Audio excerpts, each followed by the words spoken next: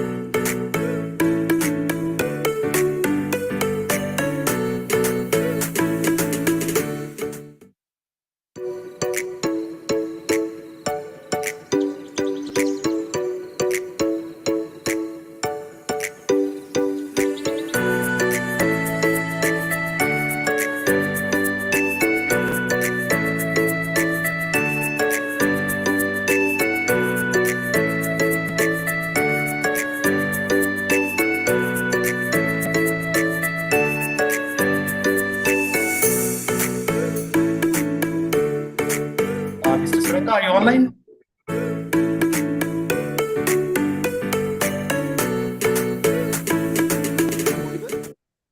Yes, Mr. Sureka, are you online?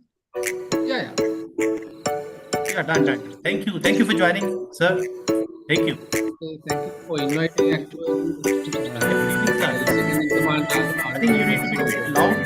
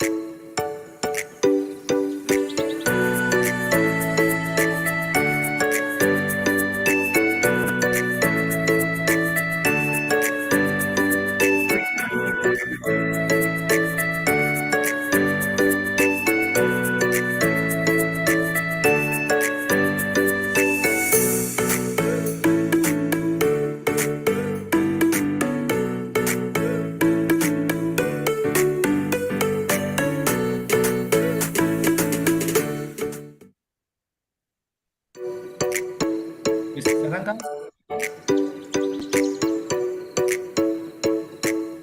Yes, sir. Can you hear me? Can hear. Yeah. Just wait for 5 minutes, sir. We're expecting more participants to join. Okay. Thank you for the patience, sir.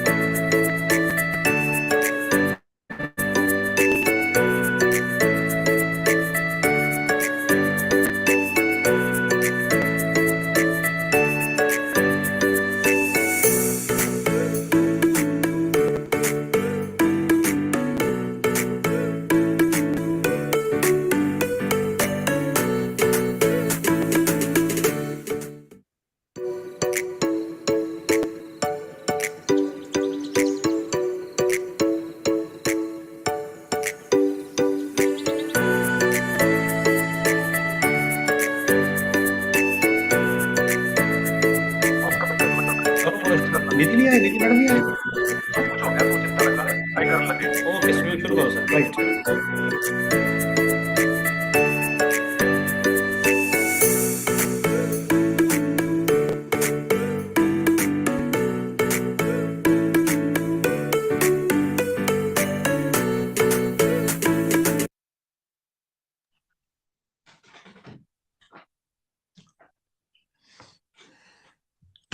Good evening, everyone.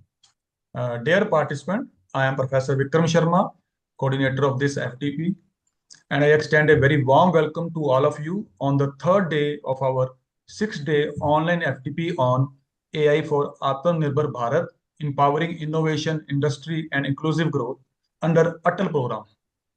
Today we have two insightful sessions lined up. The first session will be delivered by our honorable speaker, Mr. Saranga Vijayvartana, Chief Digital Innovation Officer, SoftLogic Life PLC from Sri Lanka, and he will be delivering on the topic strategic implementation of AI and data science solution across enterprise system. The second session will be conducted by our proud alumnus, Mr. Ashish Mehra, Manager Solution Architect, Amazon Web Service, that is WS, from New York, USA, on the topic deploying AI models on cloud platform like AWS. For this session of the FDP, Mr. Saranga has already joined us on this Zoom meeting. On behalf of the organizing committee, I extend a hearty welcome to you, sir, and we are truly grateful for your valuable time and for connecting with us all the way from Sri Lanka to share your expertise with our participants. I am confident that just like the past 2 days of our online FTP, today will also bring an enriching and engaging learning experience for everyone involved. Now I would like to invite my fellow colleague, Mr. Kapil Goyal, the rapporteur of this session, to formally welcome and introduce our esteemed resource person. Over to you, Kapil sir. Thank you so much, Professor Vikram Sharma, Head Department of Computer Science. Hi all, good evening. My name is Professor Kapil Goyal. I'm serving as the Associate Professor, Computer Science, Department of Computer Science. Today, I'm your rapporteur. Along with Professor Nidhi Kaushal, she would serve as a technical coordinator who look after your feedback and queries. So I take this opportunity to welcome you all once again, the first session of today's webinar, that is AI for Atmanirbhar, Vision, Mission and Momentum. It's my pleasure and honor to introduce the resource person of today's session, Mr. Saranga Vijayratne. He is serving as the Chief Digital Innovation Officer at SoftLogic Life Insurance Division in Sri Lanka, having more than 25 years of experience in guiding, formulating, designing, and developing software solutions in healthcare and insurance sectors in Sri Lanka. And he's also look forward the overseas market in Asia Pacific. Mr. Saranga is a postgraduate in computer science from the University of Colombo, and he's also having postgraduate diploma in information technology from the same university. He's a software engineer and successfully developed various IT-enabled softwares. As far as expertise of Mr. Saranga is concerned, starting from 2002 onwards, he worked as a trainee engineer, then as a programmer, then system analyst, software engineer, project manager, senior manager, system development, chief manager, system development, and assistant general managers, information technology, Government of Sri Lanka. At present, he is serving as the Chief Digital Innovation Officer, SoftLogic Life Insurance Division in Sri Lanka. On the various fronts, Mr. Saranga is having various leadership roles in implementation of software solution in the IT domain. First, in process improvement, he specialized expertise in AI transformation for large conglomerates, then expert in implementing technology-driven efficient solutions, experience in streamlining operational workflow through innovation technology approach, track record of identifying and resolving process bottlenecks through digital transformation. Now, in the second field, his expertise in staying ahead of emerging technology trends and is guiding large organizations through comprehensive digital solutions. At the same time, he is also responsible for the strategic implementation of AI and data science across enterprise systems. In addition to his industrial exposures in healthcare sectors, Mr. Saranga served at various prestigious positions in IT industry. Since 2002 onwards, he served as a mentor and worked with Asian Alliance Insurance Training Program in education. He also served as Assistant General Manager Information Technology at Soft Logic Life Insurance Company from December 2019 till date. He is also responsible to look after Sri Lanka overseas assignment and collaboration with global tech giants in Asia Pacific. Mr. Saranga also served as a Chief Manager, System Development, Asian Alliance, and successfully migrated to legacy Visual Basic system with SQL 2008 to the web-based ASP.NET. As far as skill set of Mr. Saranga is concerned, Mr. Saranga is having proficiency in verticals like structured query language, Azure Data Factory, analytics services, Disk Lake, Quillic Sense, Data Warehouse, Power BI, Confluence, tabular modeling, large language model, GPT, and cognitive services. Mr. Saranga incorporated large language models for medical coding techniques. Mr. Saranga has won various national and international awards. Best AI Artificial Intelligence Initiatives by Insurance Asia Award, Demand Forecast Award for Hospital Sectors, at Click2Claim Engineered Mobile App. He's serving as a core team leader for a top 5 winning project in the Hack of Social Impact and as Executive Challenges at Microsoft Global Hackathon 2024. Mr. Saranga developed the innovative GLEC-GERD concept utilizing AI and data science specifically for healthcare and insurance industry, completed successfully 73,000 plus participants from over 100 countries globally. And in December 2022, I'm happy to share that Government of Sri Lanka recognized his countless services for exceptional leadership in healthcare industry.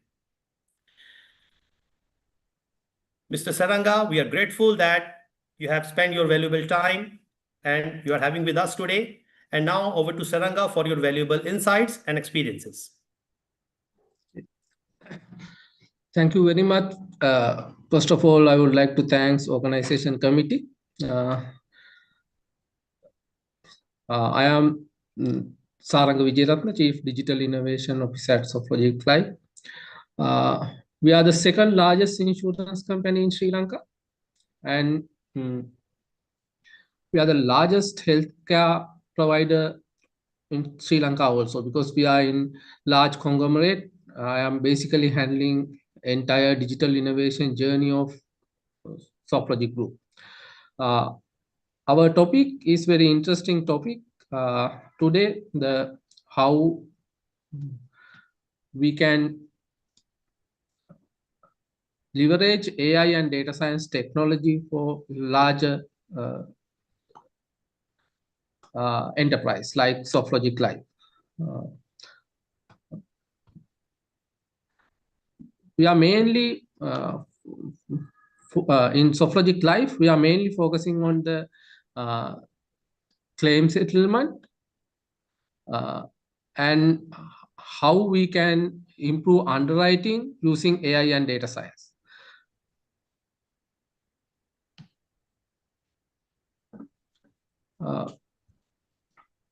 First of all, we go through our presentation, then we will discuss and do interactive session. Anurangi, could you please share our presentation?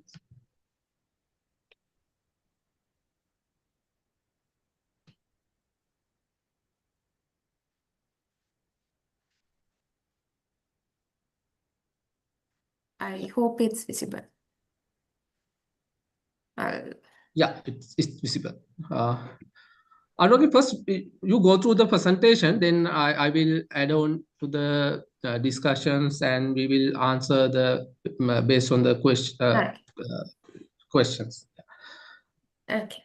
Yeah, so today's topic is on strategic implementation of AI and data science solutions across enterprise systems. And like Saranga mentions, we are the pioneers in healthcare insurance in Sri Lanka, and we have done very interesting use cases in different areas we have in insurance.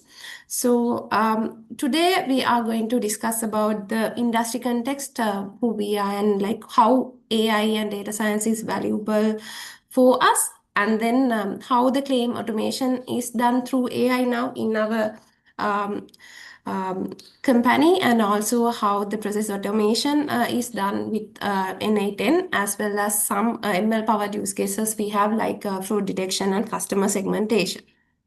Yeah, so to first give you an idea about insurance industry and what we do have different main operations in life insurance.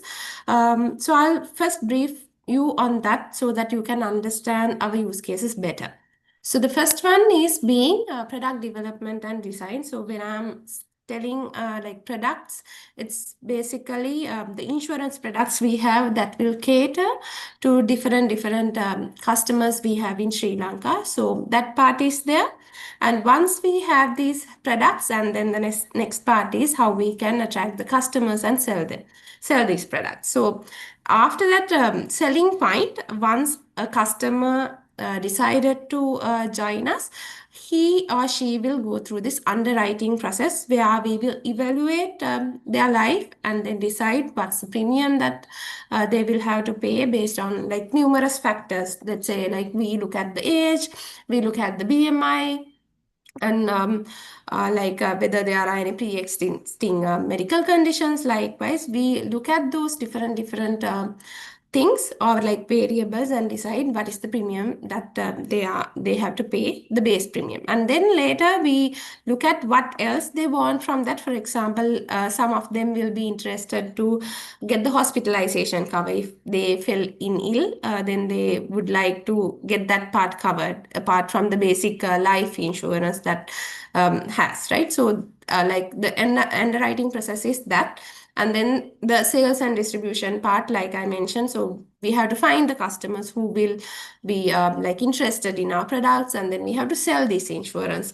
Because right now in Sri Lanka, we don't have any mandatory life insurance requirements for the people, only for vehicle insurance we have. So therefore, there's no mandatory or like a existing market for an insurance product. So we have to kind of sell this product through agents, to kind of tell them, okay, this is why insurance are needed. Likewise, we have to sell it.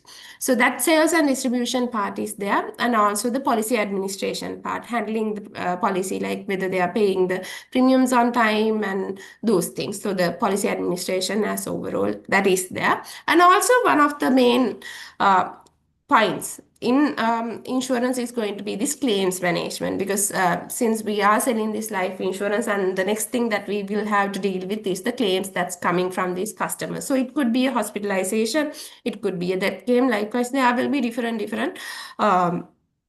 claims that will come through from our customers, and we have to handle them very well, because this is like a very sensitive point as well, and we have to make sure that we deliver our best in this point, so that we will attract more customers as well with the good word that they will deliver for their colleagues, and also that claim management part is there. And then actuarial functions are mainly to decide that premium that I was mentioning, like the underwriting part, like how that premium, the value of the premium is decided through this actuarial functions that we have. So that is there. And then also we have the, like in a normal other companies also, like we have the financial and accounting people who will handle all these finances, and then the claim settlements, all these things. And then since it's insurance, it's a regulated industry, and in Sri Lanka, it's regulated by IRCL. So the compliance and the regulatory reporting is also important. We have to adhere, even if we are sending out advertisement, we have to make sure that we are adhering to the guidelines that is given by this regulatory industry. So that's important. And finally, we have the risk management part, because again, we will since we will deal with a lot of claim management, that also comes with the risk that we will eventually sometimes face. One is like we might see a high or hike in claims intimations. That is one that we will have to manage, and also we will also get some fraud cases also. So we have to be vigilant and identify what those scenarios could be. So those are the main things that we do as an insurance company, and this is kind of the same across the industry. Right. So, what are the challenges that we face when we are in life insurance? One is, like I mentioned, the claim processing part, that's important. But if we are doing it manually, that means there's a lot of human involvement, and also they have to go through, because we are not going to just accept a claim, right? So we have to evaluate and see whether this is a fraudulent case or this is a genuine case. Likewise, we have to go through and understand this particular claim and decide, okay, we are going to pay it based on these factors. So this average claim processing time, if we are doing manually, it can expand in a period of days. So that is one. That's a challenge, because customers will not be very customers will not be patient enough to wait this processing time. So that is one. And also, like I mentioned, the fraud. So fraudulent cases, so that will cost the industry around 5 to 10% of the claims annually. And we have to be vigilant, and we have to pick those fraudulent cases, and we have to make sure that those things will not get through. So that is another part that we have to be vigilant, and we have to which has been a challenge. And also the customer expectations shaped by digital first companies, because they like to uh, have all these things, like even the claim intimation and getting the product, all these things, if it can be done at the ease of their home, or at the ease of their place, they will like it. So the digital first companies are more preferred by the customers because of this all now with the technology involvement. So we have to adapt to that as well. So that's another challenge. But at the moment, lot of insurance workflows still paper-based and semi-manual, and we as a company, we try to deviate from this one, and we are trying to adapt new technologies to stand in a higher place than the other companies, other insurance companies, or other competitors we have in the industry. So this is the challenges. These are the challenges that we see in the industry. So when we when we as a life insurance company, or even if it is a different company in a different enterprise, these things like why self-reliant enterprises matters is important. So when we first made this change, we also have thought through these ones, and it's important even if someone else from another industry, another enterprise is going to adapt AI first, these things matter. So why self-reliant enterprises matters, right? So the main part is to make sure that we are going to do the capability building, because we need a we need an in-house AI expertise to reduce the dependency on external consultants and create sustainable competitive advantage. Because what usually happens is, if we are going to depend on external consultant, again, it will take a lot more time, as well as we have to always be dependent, and we might not know exactly what they are doing and how the system works likewise. But if we have AI expertise in-house, then we have some people to attend to the use case whenever it is needed. So that is what our company also has done. So we do have an in-house AI and data science, scientists, data engineers, and AI engineers, a team of AI engineers and all in our company, working on most of the use cases. Time to time, we go to the different external parties to get their help and all, but majority of the developments we do at the moment at our own with our own skills. would say. So it has been always efficient for us because we can deliver at the timeline that we want and we understand the system correctly like that. So it has been really helpful for us that building this self-reliant enterprises through AI. And then the second part is the economic efficiency. So if we are going to like automate routine tasks, it will free human capital or higher value work or strategic thinking. Because when it comes to an industry like insurance, like I mentioned, there are a lot of routine work that happens. Like now, for example, the claim process. Sometimes, like I mentioned, if we are doing it manually, someone has to go through all these documents and read through and give their decision. And they can easily be bored with this same repetitive work. But if we can automate these routine tasks, and then it will free up this human capital we have so that we can assign them to do something else. And also it will be economically efficient. So that also we have looked at.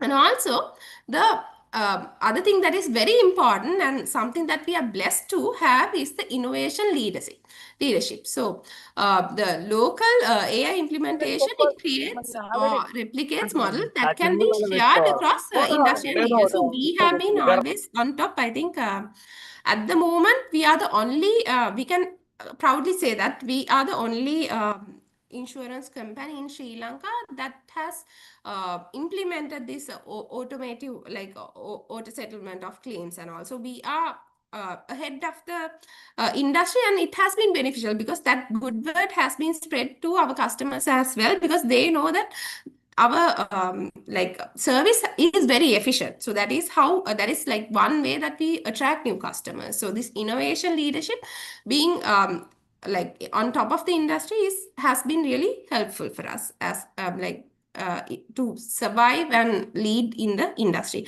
And finally, keeping data processing and the AI models in house and to ensure the compliance with the local regulations. So that is another part, because like I mentioned, insurance industry is again a regulatory industry, and we have to make sure whatever the data that we are processing, those are very sensitive data, especially because we store like we have a lot of data about customers as well as their illnesses. So if you look at it, it's really PII data.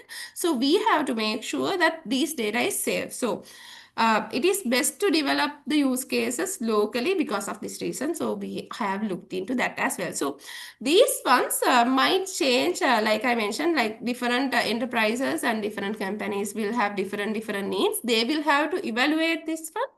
But this is the process that we have done, and these are the things that we have looked at when we are transitioning into this AI journey. Yeah, so the AI maturity journey. So where can an organization start, and then how they can go through this AI journey if they are starting at first. So the level 1, it would be the basic digitization. So I think even though now the world has evolved so much, still a lot of companies, we rely on spreadsheets and like simple databases. So we have to go beyond that if we want to really get the benefit of this AI and data science revolution. We should make sure that we have the capability to process big data and like get the analytics from the big data that is existing in the company. So that's important. But as level 1, I think lot of companies, whether it's insurance industry or any other like industry at the moment, lot of companies are still in this level 1 where the data collection happens in the spreadsheets and the very basic digitalizations, maybe like some apps and all that's there, and some simple databases are there. And then I think the easiest step that they can go next is descriptive analytics. Before they start doing predictive analytics, what they can first do is, okay, analyze and see, like I mentioned, so they can develop more and more dashboards to get the insights and see, okay, what is the situation in the company now, because that part is really important. So the level 2, I would say they can go for descriptive analytics, where they can develop some dashboards, they can develop some reports and historic analysis. So here also I think a lot of companies are still relying on Excel dashboards and all, but they can slowly move into maybe Power BI, ClickSense, or whatever that is beneficial. So by developing these dashboards and all, they will understand where the company is heading. So this is level 2. And also they can look at, okay, what are the patterns has been, like historic analysis. So we have done a lot of these things like dashboards. We do have a lot of dashboards to check, okay, how the hospitalizations are, like, because like even though we are focused on life insurance, we are a part of conglomerate. So part of a conglomerate. So that means we do have a retail section, we do have hospitals under us. Likewise, there are multiple other channels in our company. So for those also, we have like the data science team itself, they have developed a lot of like descriptive analytic dashboard. So for us also, we do have like for the claims and all we do have, and then for hospitalizations for the our hospital group, we have some dashboards created.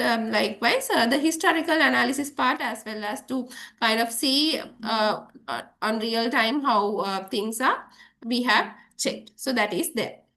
And then if the company is mature enough to find some insights from this descriptive analytics, then they can move into the level 3, which is going to be the predictive analytics, where they can do the risk modeling, trend forecasting, customer segmentation. So we do have some use cases in here also. We look at the risk modeling, we look at the trend forecasting, especially for the premium payments, claim settlements. Likewise, we check the check how the things has been, and also we have done customer segmentation as well to understand, okay, who are the markets that we have catered all through these years. So that part we have done. And then the level 4 is the prescriptive AI, where we can actually automate the decision making. So this is I think if a company wants to be on top, like most insurance companies, like I mentioned, it's between level 2, 3, 1. But if you really want to get the benefit of this AI revolution, you have to go to level 4 or level 5. So at the moment, we do have a lot of level 4 use cases. So this automated decision making, especially for the claim settlements, we have implemented that. And also for underwriting also, we are developing some use cases. So that part we are looking at. And also the real-time recommendations, like when a claim comes in, we do the recommendation whether to accept it, like whether it's a like what's the amount it has to settle. Likewise, all this automated decision making part we have achieved. And then the level 5 would be autonomous systems, where they can do the self-learning system and the continuous optimization. We are also kind of going to look at this level. We are slowly moving towards this level 5. But like I mentioned, if a company really wants to, whether it's insurance or any other industry, if they really want to get the benefit of this AI revolution, they have to be in level 4 or 5 at this level. So this is the AI maturity journey. Yeah, and then if a company decides to adapt AI, it has to be done strategically. So that's also really important. Again, this is valid for insurance as well as for any other enterprise also. First thing is going to be, you will have to assess and identify the business problems that is worth solving with AI. So, for example, the ones that I am going to discuss with you, those things are some use cases that really add value to our company. So we have to identify such cases. So if we can find high impact quick wins, then that is the best place that we can start on. For example, the claims fraud detection. Because like if we can stop a fraud, that means it's directly a financial value for our company. So that is there. And also the document processing automation. We as people in the insurance industry, we will deal with a lot of documents. like claims documents, underwriting documents, lot of things. So if we can process these like automatically, again, it will save a lot of time. The human capital will also be free, like I mentioned. So that is there. And then the customer query chatbots, like how our customers can ask about our products likewise. So we have to identify like if an enterprise is willing to take up this AI journey, first thing that they will have to do is this assessing part, where they can identify this high impact quick wins. So I have discussed these things in terms of insurance, but this is like similar to other industries as well, whether it's a retail, whether it's hospitality, whether it's healthcare, anything. First thing is that we will have to understand, okay, what are the high impact use cases that we can implement. And that is that. And secondly, we will also have some high impact complex use cases also that will take time. Now, for example, the quick wins means we can implement these solutions as fast as we can, but we will also have high impact complex solutions that will take some time. For example, the underwriting risk model, because we are looking at different like variables, it takes time to understand and get this true, and we are also still like kind of experimenting with this. So these takes time. So that is complex, but still it's valuable. So we have to kind of go through that journey as well. But if we want to start the AI journey, we can always start with this high impact and quick wins. But later we can then like slowly work on these complex use cases as well. And also the predictive claims management, and also like personalized product recommendations. So those are bit complex, but if we like crack that code, then it will be high impact. And it's always good to start with quick wins that will build the momentum to ROI. So if an enterprise is entering this journey, they can always ask, okay, where do we lose the most time, and where do errors cost us the most? Like what are the things that frustrate our customers? And also like what decision requires the expensive expert judgment. Likewise, it is good if the company like whether I think the management can sit and discuss this or like brainstorm this and identify, okay, this is what we are going to do. So once that part is clear, then it's a matter of developing it with the set of developers we have. So the first part is important, but not just that. Once we identify these use cases, then comes the data in, and we have to make sure that we are building a data infrastructure and governance framework, because like I mentioned, whether it's insurance or any other country, any other enterprise, the data governance part is really important, because we deal with a lot of sensitive data, and we have to make sure that we are not leaking any of those. So that is there, as well as the data should be clean enough to give us proper results, because I think since you guys are in CS and IT, maybe you might already know it's there's a concept called garbage in, garbage out. So if we do not have clean data, that means whatever the effort that we make is not valuable enough. So whatever the like output we are getting is not going to give us any valuable insights. So therefore, preparing and building this data infrastructure is really important. And then the third part is, once this use cases and the data is in place, and then we can start implementing. So then we can deploy our AI solutions with clear success metrics. Again, this clear success metrics is also important, because we should be able to measure the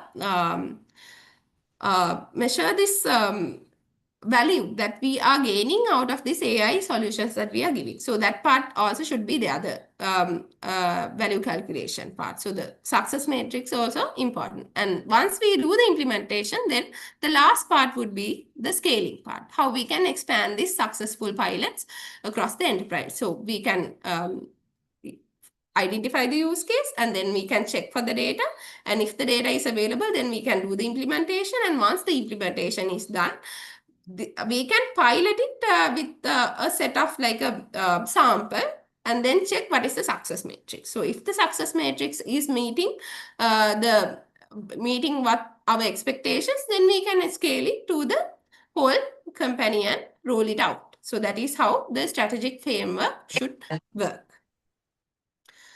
Yeah, so the foundation of AI success, I'll reiterate this, the data quality is really, really important because we should have accurate and free from error and inconsistent data. And also, we should make sure that it's a complete data set with no critical missing fields. And also, it should be consistent, standardized formats across the system, and also regularly update and maintain. So that is really, really important, the data quality part. And also the data accessibility. So how we can break down silos between the departments. So whatever the data we have, it should be like available to the development team. Otherwise, like they can't continue their work.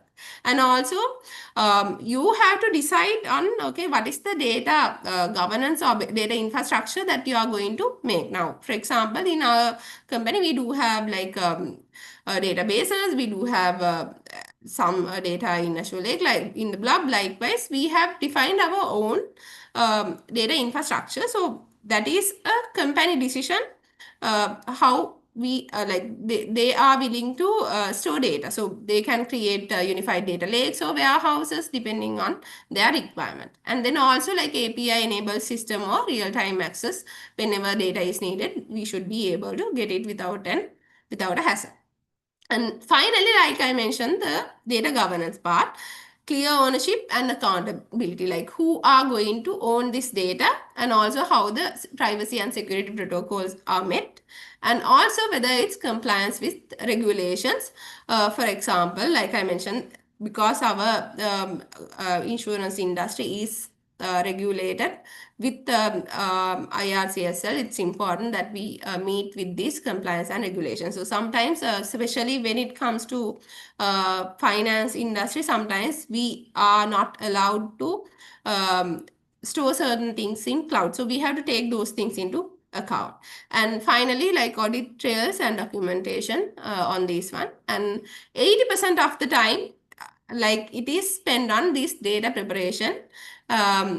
So you have to, it's better to invest in this area and get it done before you start the implementation of AI, because you can get more value out of the use case. So it's always a good practice to look at this data infrastructure and the data quality, data accessibility, and the data governance. Yeah, so if you have any questions up to this point, if not, we can continue. But from here onwards, we are going to discuss a few use cases that we have implemented. Yeah. Yes, dear participants, if you have any query, have any observation, so you may please ask. Mr. Suranga is here.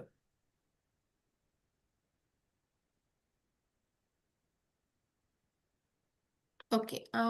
If there's no questions, we can continue to the next part. So this is about use cases that we have done in our company. First one is very interesting, claims automation through AI. Yeah, so how a normal claims settlement is happening in the in our company is that first our customer will do the claim intimation. And then there are some documents to submit. For example, okay, what's the bill, and then what are the drugs that has been prescribed, and who is the doctor, and what's the like total like treatments and the ailment or the illness that they have been admitted to. Likewise, all these details, the submission. And then this will go to a scrutinizer, and they will verify these documents and check one by one to see if this is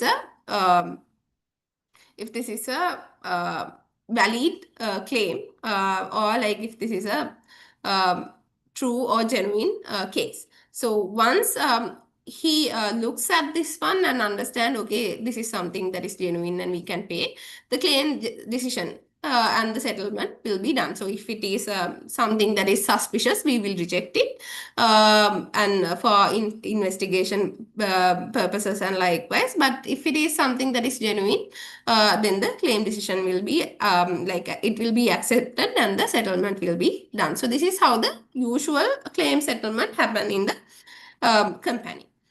And the bottlenecks that we see is that if we are doing this in without AI or like without automation, it's slow decision making. The scrutinizer, and they will have to validate all these things. They will have to read all these documents, and it's time consuming, and it will take a lot of time for him or her to give this like output or the result of this claim. And also the limited data analysis. He or she will just look at that document only. There's no way that they can compare it with previous patterns, other claims. Like for example, if that claim is um, like let's say it's coming for some illness, right? Let's say dengue. So, but whether that dengue patterns match like other patients' dengue patterns, whether that matches with this current claim that they have submitted, or is it fraudulent, or is it like a anomaly? That part cannot be analyzed by this single person. So this limited data analysis part is there. And then also, since it's done by human, there is going to be a lot of human error, because it's going to be a repetitive task, and people will also get bored, and like they will get distracted. So with that distractions, errors can happen. So we want to avoid that also. So that is there. And also it is going to be a subjective decision, because it's going to be that whatever the decision is going to be coming from intuition or the experience level that scrutinizer has. So this is the problem that we see with this traditional approach, and we want to overcome this one. So with a solution of claims automation through AI, we will be able to do the instant settlement with automated verification and a seamless experience. But I can't go into a lot of details about how this is exactly done, but I'll try my best to kind of explain how our system has been implemented. Like as technologies, what we use are like we will have some APIs, we will have some LLMs and agents that will do the work for us, and also we will have Azure SQL for as our like for our to store our data and all. So I'll try to explain this one, but like as much as possible, but without giving you a lot of details about our company. Just give me a second.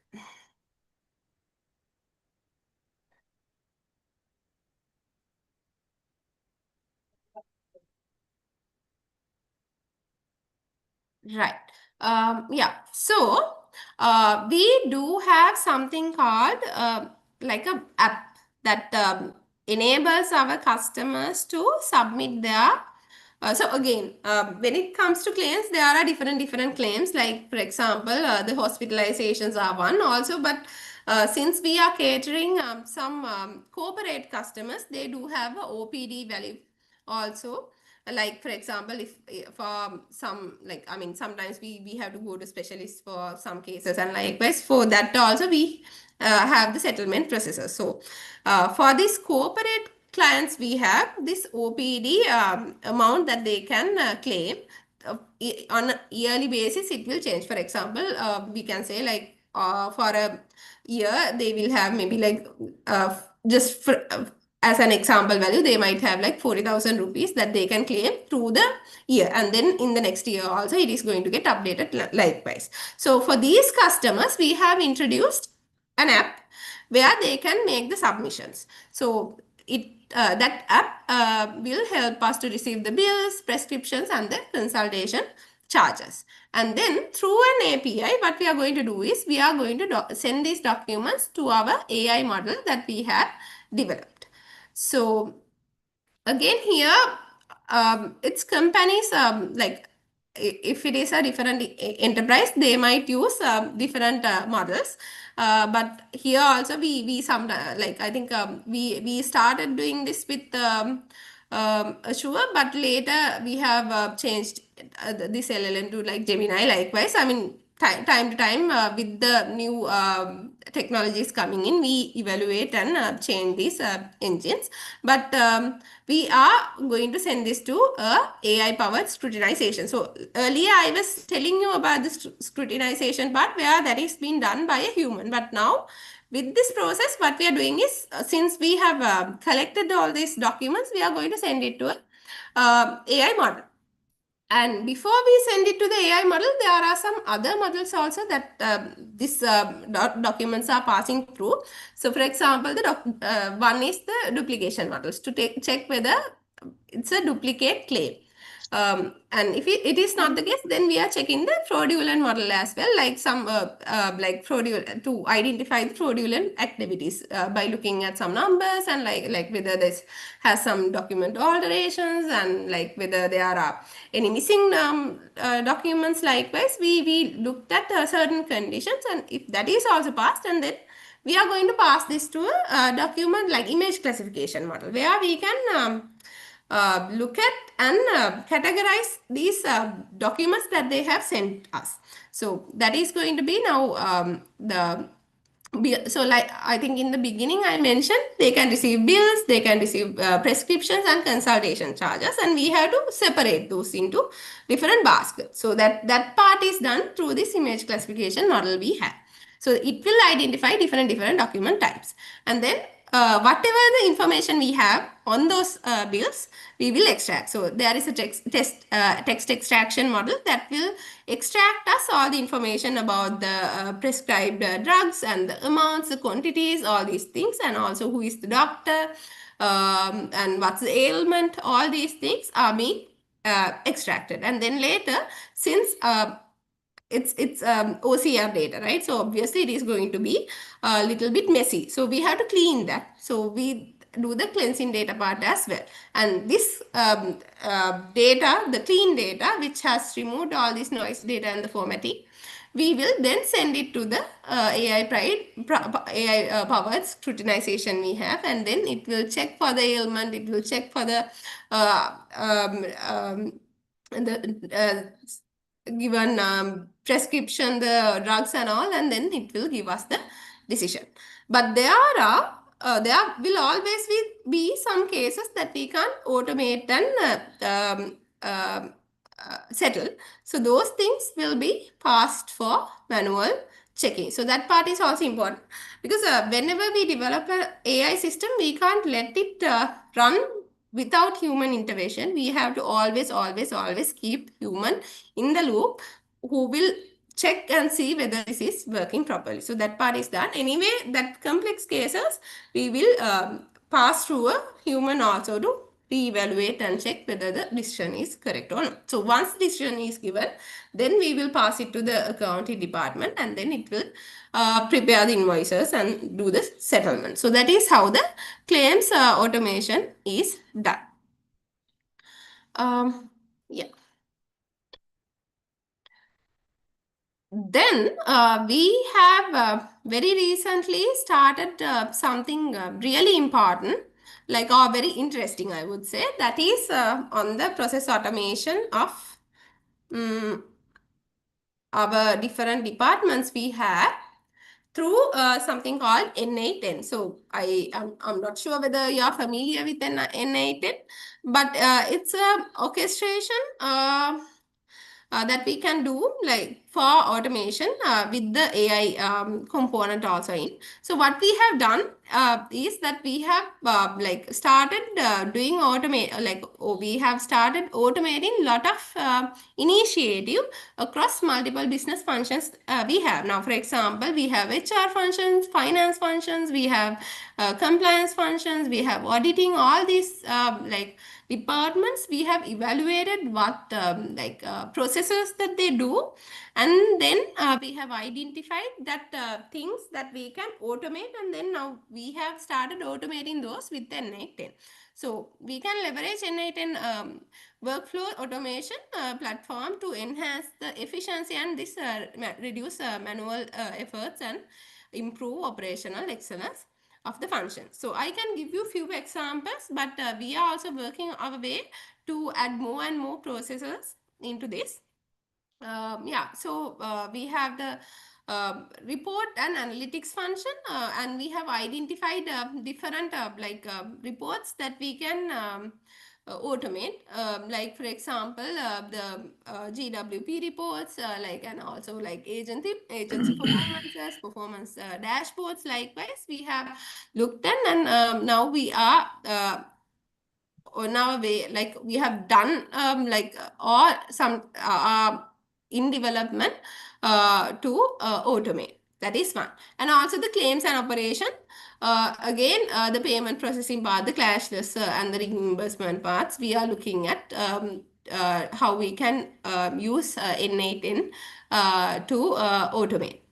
And then the policy administration part, because this is one place that we take a lot of documentations, and where we have to deal with a lot of documentations, because we have to get we have to send out a lot of letters, and it's something that as humans are not very much interested to do, because like they have to type a lot of things in, like they have to take a format and then type the name of the customer and then send that email out. So those things are quite boring, and they are like it's not interesting work per se. So those things we have identified, and we have built N8N workflows so that these can be automated. So once policies came in, if we have some documents that we have sent out to the customers, we have to send out to the customers or emails or anything, that part we have automated now. So it has helped us to save a lot of time from our staff.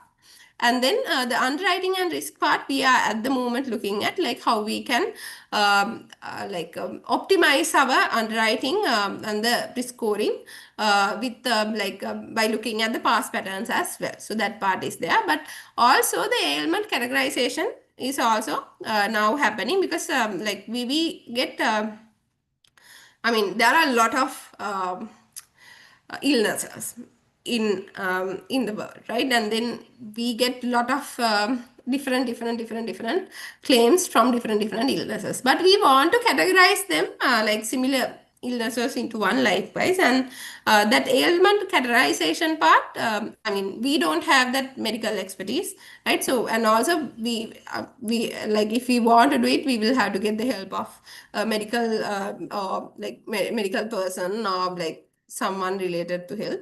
But with AI, now we can accurately categorize these ailments and give. So we have this ICD codings and all. So we were able to do this categorization with the help of AI. And now every time when we have these claims, we can kind of map them into a correct categorization. So that part is there. And the HR operations, very similar to policy administration. Here also there's a lot of onboarding, probation, offboarding. Again, a lot of letters and all is happening, especially now when a certain vacancy opens, like we get a lot of CVs, right? And we want to kind of categorize them. Okay, this one is for this particular vacancy, and likewise, so that sorting documents part is done through N8N, and also like sending out the probation confirmation, those letters is done through N8N. And also if someone leave the company, that part is also now automated. So that part is there. And then for sales and like customer relation management also, we are looking at how we can automate the lead generation, the follow-ups, the applications, all those things. And the communication part I already mentioned.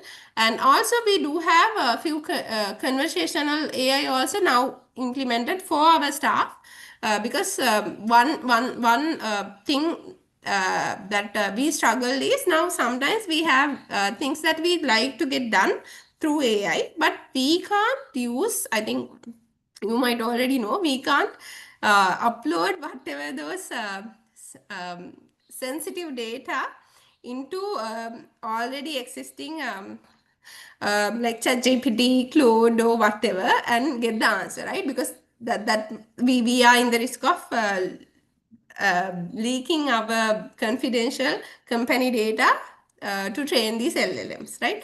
So therefore, what we have done is we have developed like conversational AI for our staff in locally with local development, so that they can upload our like company related documents and get the analysis done and all without an issue, or like without fearing the privacy concerns that we have. So that part is also there. So that is the process automation part within N810. And we also have like different layers in this automation in N810. So we will have the interface, the customer touch point. So the chatbot, mobile apps, the portals that is there. And then inside the system, the intelligent part, the smart decisioning part, it will happen through a set of agents.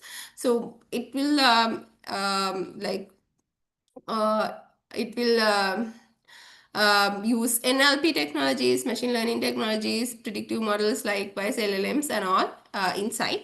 And then for the workflow execution part, we use this N810 orchestration. So in the backend, it's LLMs and agents that is working through these ones, but this is a low code, no code orchestration layer that we have in N810, which has been again beneficial to onboard non-technical employees also into this, because now lot of N810 processes that I discussed in the previous slide, it is now done by the like departments itself. So if you look at HR department, or if you look at claims settlement teams and all, they are not technical people, but with the help of N810, they are able to adapt AI fast, and the lot of like flows, N810 flows that I mentioned in the previous slide, it has been done by these different departments. So it's really interesting, and it's a new revolution that we see in our company, that these non-technical people also adapting AI really well. So that part is there. So N8N has made it possible for us. So all this automation part happens through this N8N orchestration. And then for the integration part, it's API, the data warehouses, real-time syncs and all we have. Yeah. And then we also have some ML solutions that we develop, right? So earlier, I think both the cases are lot related to AI, but there are some things that we will need the power of ML use cases. So one thing is that we look at the customer segmentation. So we wanted to find who are the people that we are serving, so that we can decide, okay, these are the segments that we have to focus on, and then these are the products that we have to sell likewise. So the challenge right now, if we are not doing this customer segmentation, that we will be treating all customers the same, and then we also don't know who to target, what product to sell likewise. And also we will waste our marketing budget on wrong audience, because we don't know who are the people actually will be interested in buying our product. And then also, like, it's one size fit all product approach. We are not like personalizing anything. But with ML solutions, I think since you're coming from this CS and IT backgrounds, you might already know, if it is a customer segmentation, we have to do a clustering model, right? So what we look at is this k-means clustering. We have tried with other several models as well, and stick to k-means. And we have identified different customer segments now, and then we do these data-driven segments and behaviors to do the targeted campaigns. And so with this use case, we can do the personalized marketing and products, and also we can increase the conversion rates. We can get better ROI on marketing, as well as we see higher customer satisfaction also. So this is one use case that we look at in terms of ML. We also have looked at ML-powered use cases like fraud detection. Again, that is also, I think I mentioned in the beginning that like fraudulent use cases are one thing that is a pain point in the industry.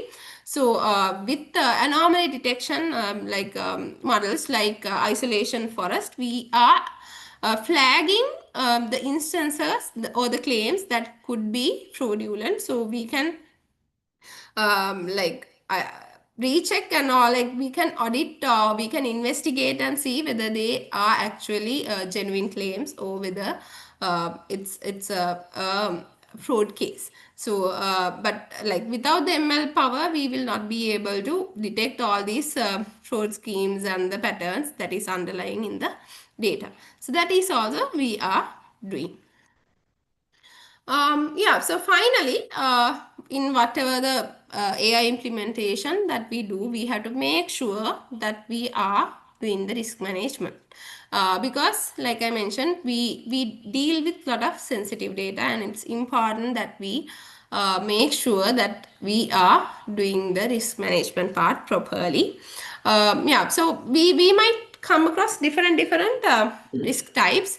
One could be technical, where model drifts can happen, the performance degradation can happen, and to that we have to kind of continuously monitor and regular retrain and alerts. And if a model that we have created is outdated, we have to revise those models. So that part needs to be done. And then from the ethical part also, the algorithmic bias and the unfair outcomes can come. Like certain claims might always be flagged as like fraud. Likewise, we have to kind of mitigate those as well to make sure that we are not biased. So we can do that through diverse training data, fairness testing, human oversights, likewise.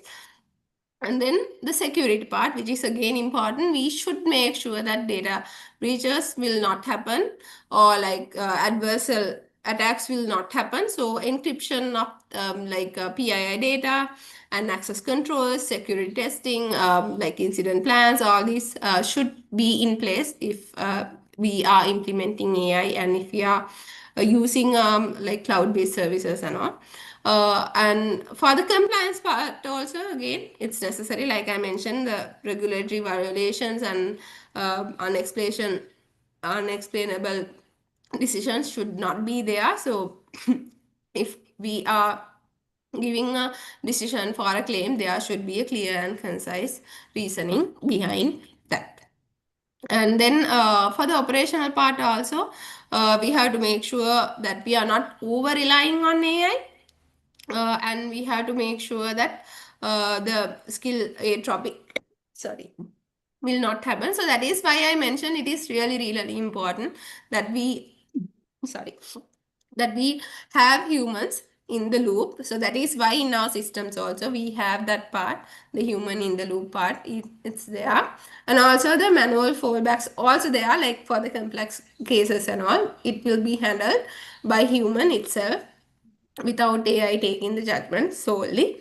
And also we do ongoing training our models and all to make sure that we are not using this like using AI over like we are not over relying on AI. And finally, we have to handle public backlash and loss of trust also.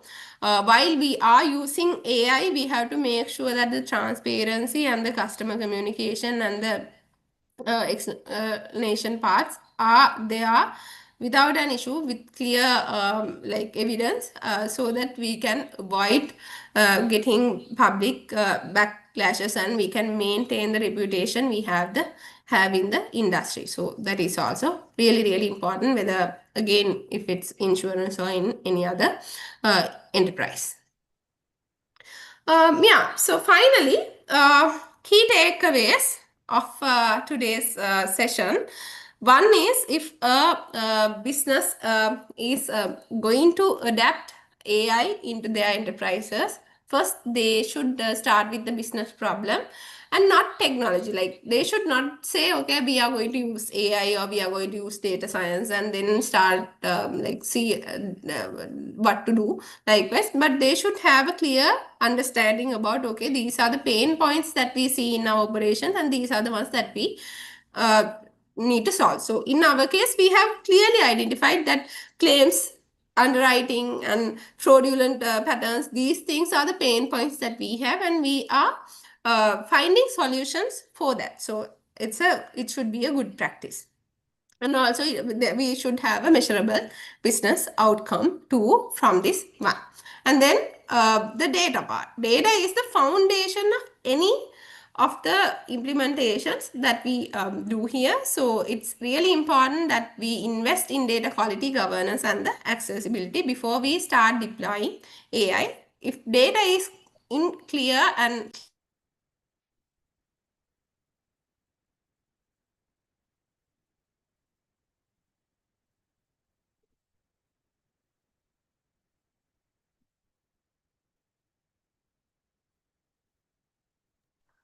so so data is the foundation, and we should make sure that it is in place in order for us to properly create or properly develop these use cases. And then also we should think big, start small and scale fast. That is also really important because we have to show the value of AI to our top management or whoever this interested party is. So one thing we can do is we can identify that high impact, quick wins, and then we can quickly implement those and show the value. And also pilot quickly, learn rapidly, and all these things can be done. So if you are starting, best place is to start from that quick wins, which has high impact.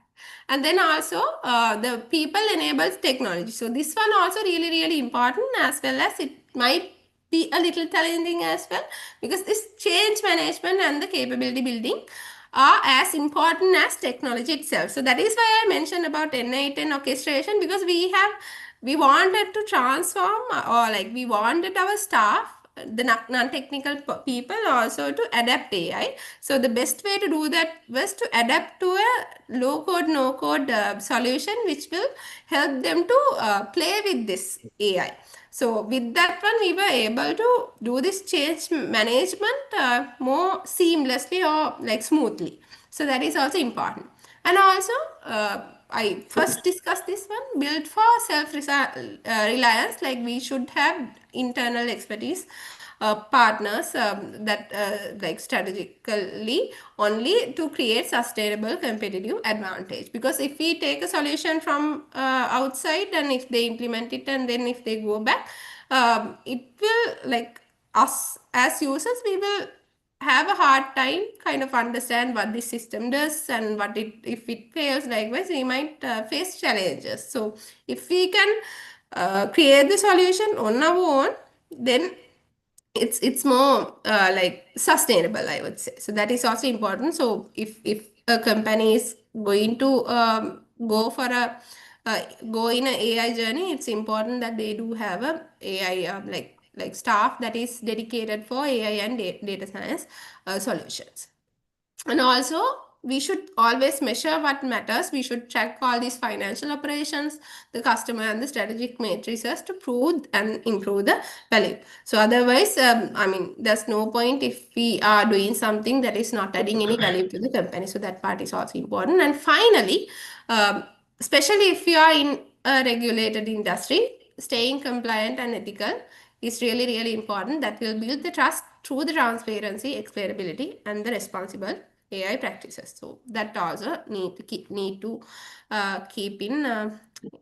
mind if your company is going through this AI journey. Yeah, so that's about it, and I would like to hand over to Saranga to add anything that he has to add to the presentation as well.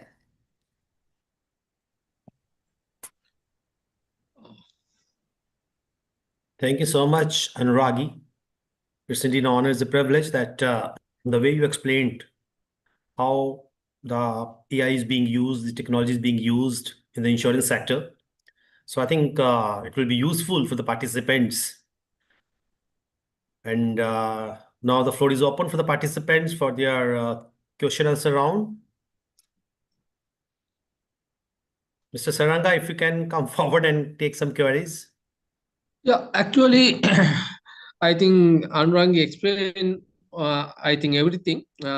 As a company, we believe technology and human both, because we are not, as Anurang mentioned, we are not purely depend on the technology. We always balance human and AI, and we always encourage non-technical people also to use AI. That's how we can build AI-driven culture. That's the second objective in our company. That's what we introduce agentic AI platform called N810. It's a no-code, low-code platform, and currently I think more than 500 agents developed by non-technical people. That's the value we bring to the organization, because we believe we have a small AI team, 20 members of AI team. They can't transform entire organization. So we want to bring non-technical people also to this journey. That's one objective, introducing agentic AI. And we always believe the responsible AI. To implement responsible AI, we have to maintain customer trust and data privacy. Because of that, if you are settling claims, we settle all the claim using AI, but we are not rejecting any claims without human opinion. That's how we manage the customer trust. If you are rejecting claim, we always ask human opinion also. Those are very important if you are implementing AI. If you have any question from yours, and I will give some inside last 3 years, every year we grew at more than 25%. But last 3 years, we are not increasing our operational staff because we introduced technology. And we reduce claim settlement time. Normally, OPD claims settle, other computers take more than 24 hours. Currently, 30% of our claims settle through AI without any human involvement. It's reduced to 24 hours to 2 minutes. That's the value we can bring if we are really using new technologies. I think that's the message I want to give you. If you have any question regarding our AI transformation, myself and Anurag can answer. So do you have any client in India, or you have any collaboration platform in India? At the moment, not. We are using multi-cloud, multi-model architecture. We are not depending on any cloud platform. We are using Azure and Google. Currently, we are not having any client in India. Or in South Asia, sir? Yes. Client mean a technical support team, consultant, or the insurance client. Insurance client, sir, for business model. Business model, we can't sell any insurance to overseas. Right. That's the Sri Lankan insurance regulation. So we are predominantly in Sri Lanka. Our distribution model predominantly in Sri Lanka. So are you providing sort of webinar support for technical institutions? Yeah, if required, yes. So I look forward to engage few technical institutions that you may have your virtual presence there in the near future. Yeah, because we are purely on the insurance company. We are not the technical company, technology company. But if there is a requirement, yes, we can think, especially on the claim settlement side, because uh, I think any insurance company, I don't think come to that level, fully AI-based claim settlement and fully AI-based underwriting, because Anrangi mentioned that we auto underwrite more than 70% of our policies, and fully digital insurance company. Sofloject Life is a fully digital insurance company. We are not taking any document. We are purely based on the digital platform. Right, sir. Sir, how you handle data privacy issues? Yeah, we have separate IT security and risk team.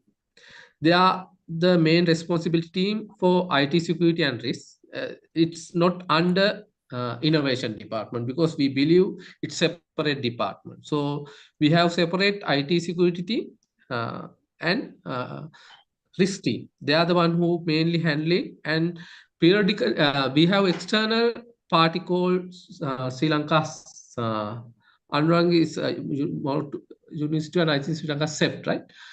They are the independent IT and data security body. They are also doing periodically audit, and they support us to improve our data security and privacy. Right, sir. It was a very informative lecture, sir. Very interactive and knowledgeable.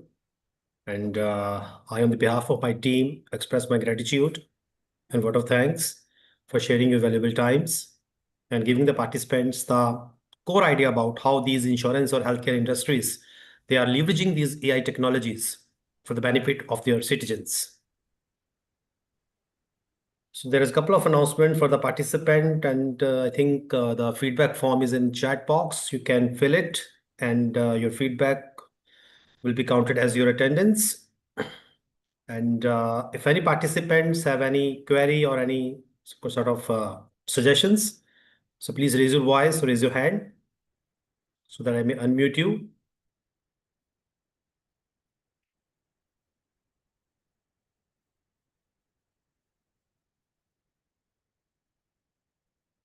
Yes, dear participants, there's a wake-up call because the speakers is just can say going to leave us within 10 minutes. So please clarify your doubts. Be a volunteer.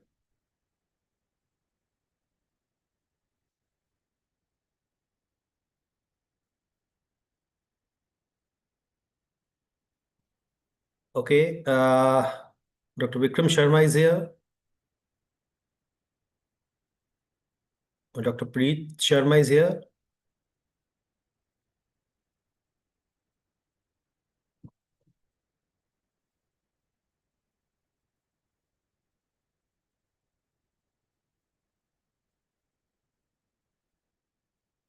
Mr. Saranga, the participants, they are expressing their gratitude in a text format.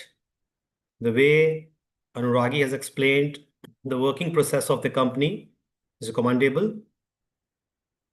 A couple of, I would say, word of appreciation from different participants. I'm just reading the nice sessions, very informative sessions, good sessions. You can share your email ID if the participants would like to connect with you in the near future for further guidance.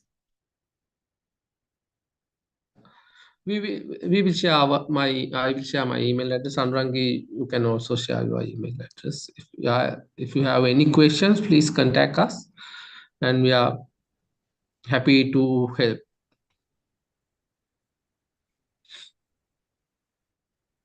So I think before we wrap up, I think it's time for your feedback form. So participants, do fill it well in time, 2 days only. So thank you so much, Ms. Anuragi and Mr. Saranga, for your valuable time, insightful thoughts. And you have practically demonstrated how these different insurance verticals, they are actually using these AI technologies to gain the strategic edge. So again, I'm grateful to one and all present here. Now over to Professor Vikram Sharma, my co-host.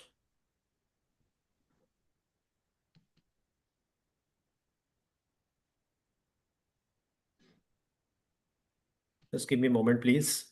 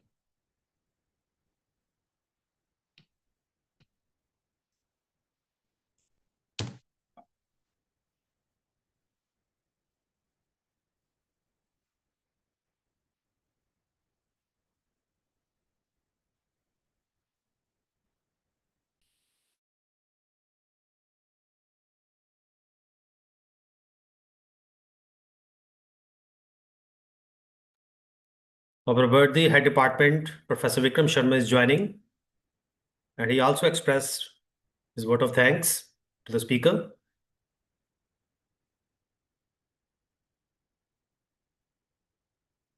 The form is available. You all can fill, participants.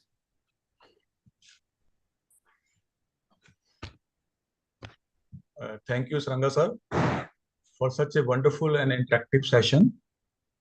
I think this session is very useful to all the participants. We are again thankful to you that you have spared your valuable time to be here with we people. I know you are very busy, sir, but still you have spared your valuable time for us. So on behalf of the organizing committee, I once again very much thankful to you, sir. And thank you very much for inviting us. It's really pleasure to having this kind of interactive session. Thank you very much for inviting us. It's our pleasure, sir. Sir, one more request is there. Can you send one feedback video about this particular FTP? Okay. So you can send the same to Mr. Kapil or to me. Okay. I will share with recorded and WhatsApp to you. Okay, sir. So nice of you, sir. Yeah. Okay, sir. Thank you very much. Good day, sir. Good day. Thank you. Hope to see Good you day, soon sir. in Sri Lanka, sir. Thank you. Thank you once again. Good day. Bye. Yeah, thank you. Dear participants, we are going to start the next session at 7:30 p.m. The next resource person, he will be joining in within 5 minutes. And the next resource person is Mr. Ashish Mehra. And he will be connecting with us from USA. Actually, he is from Amazon Web Service, and that I have already told you in the beginning of this session. He is very proficient in cloud computing, expertise in AWS. He is working in AWS for the last so many years. And one more thing I want to tell you that Mr. Ashish Mehra is a proud alumnus of DAV College, Amritsar. He did his BSc IT from our college in the year 2001. So in next 5 minutes or so, he will be joining. And it's really a moment of great joy and pride for all of us that a person of the caliber of Mr. Ashish, who is working in Amazon, is interacting with us, is connecting with us. Now I request my fellow colleague, Professor Nidhi Kaushal, to play some video.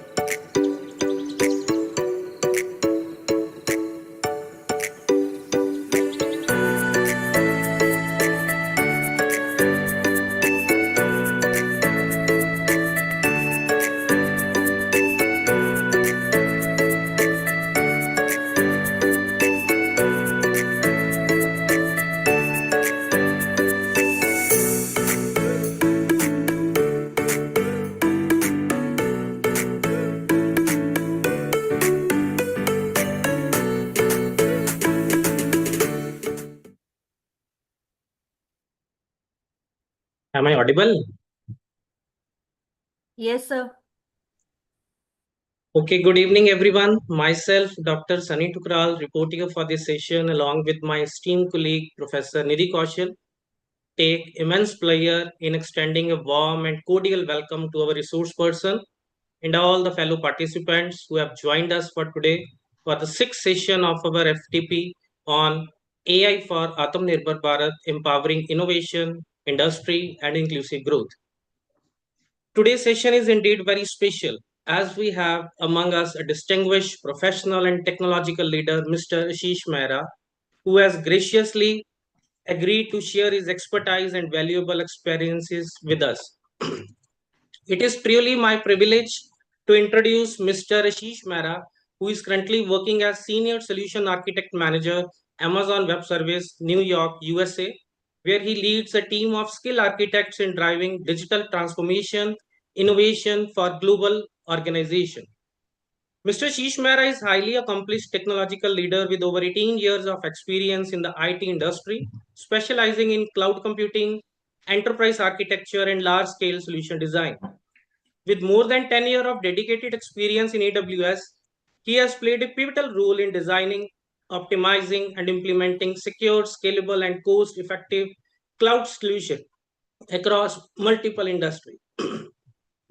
I want to mention here that Mr. Mehra is also a proud alumnus of DAV College, Amritsar, where he built the strong academic foundation that fueled his passion for technology and innovation.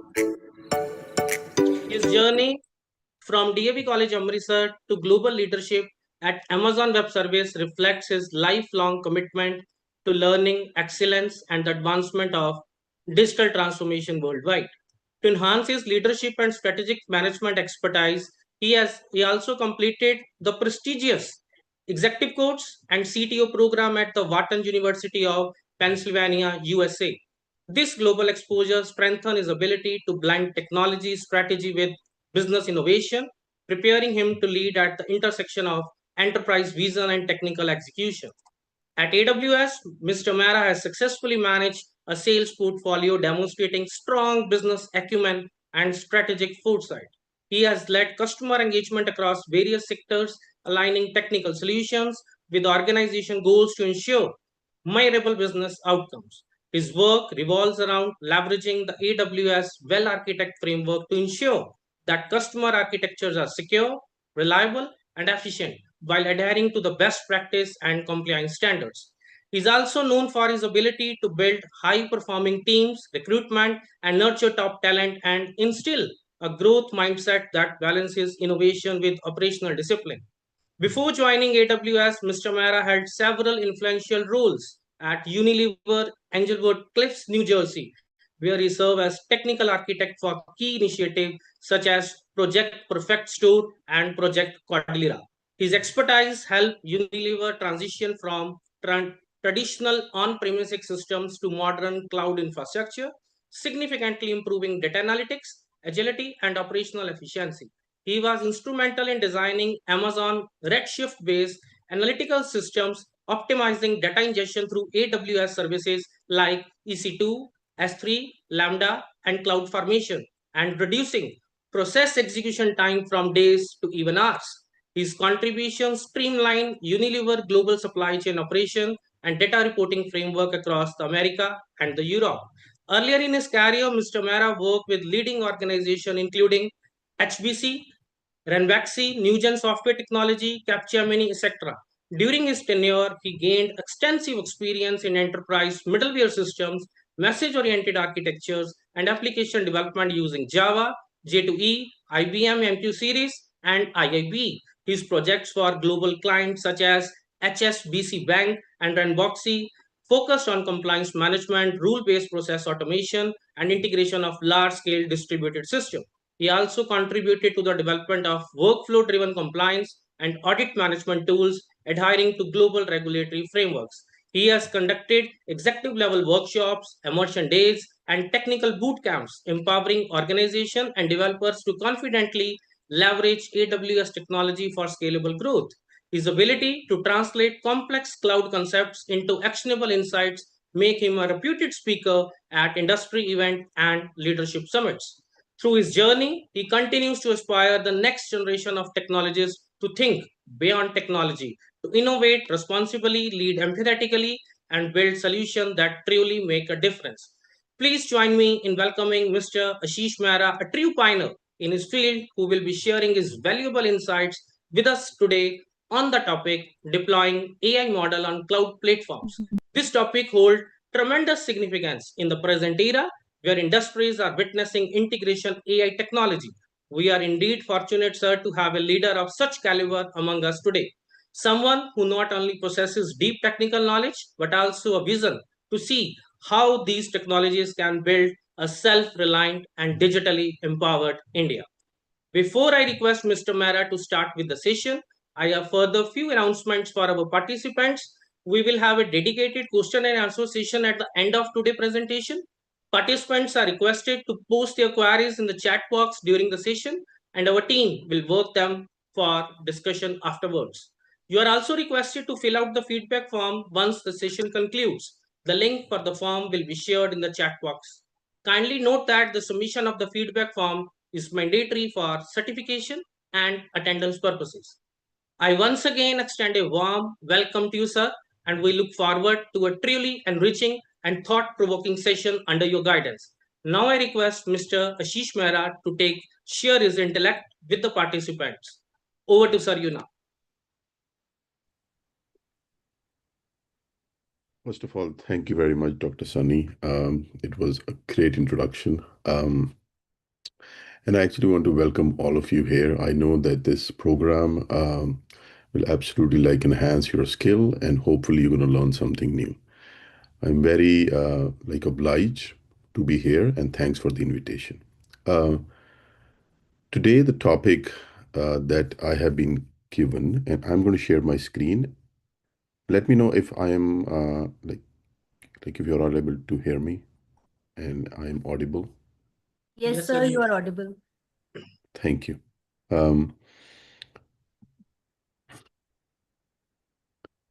Let me know if the screen is visible to all of you. Yes, sir, visible. Thank you. Please don't call me sir. You can just call me Ashish. That would be fine. I'm coming from New York, New Jersey to all of you, and very warm kind of a welcome. And for some, it might be good evening, so good evening or good afternoon or good morning to all of you from which part of the world you are here. The topic that was given to me is deploying the models in the cloud. I am taking the context in today's world that we are referring to generative AI, and the models are the LLM models. Right? So we'll start with a little bit of a.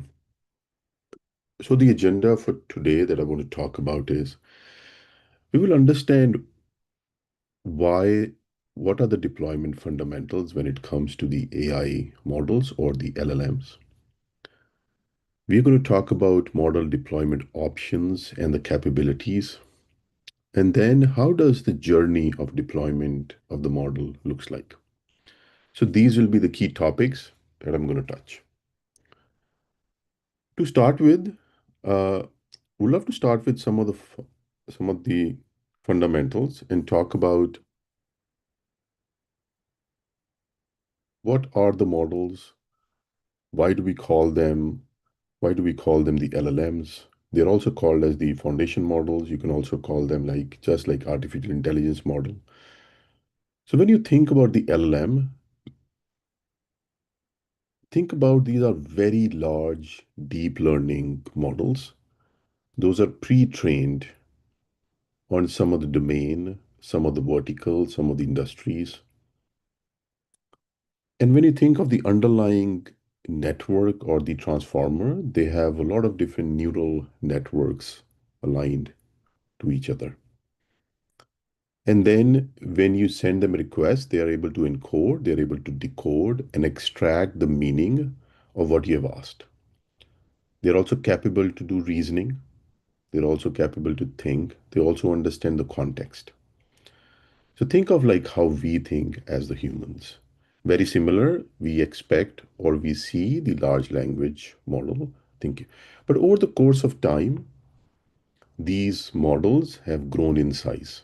I'm going to share one of the slide which explains you where we were when we started many, many years ago and where we are right now when it comes to the size of the model. But just to give you the understanding, think of a large language model which is being trained on vast amount of knowledge, which has the capability to understand and to answer and to respond back. Like it understand the context and understand the reasoning. It can also think, right? Why deploy these models? Why deploy the models? Now, large language models, like any other uh, kind of the models, these have to be deployed somewhere to be used. If you want to extract, if you want to use the capability of the models across different use cases, you need to make sure that these are deployed on some sort of a platform.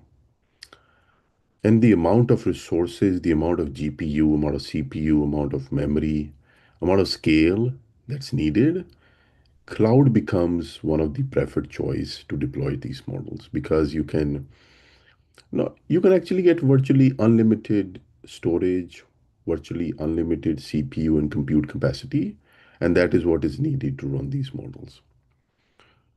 Uh, and as we understand, because the size and the amount of compute which is needed, it comes with its own unique challenges.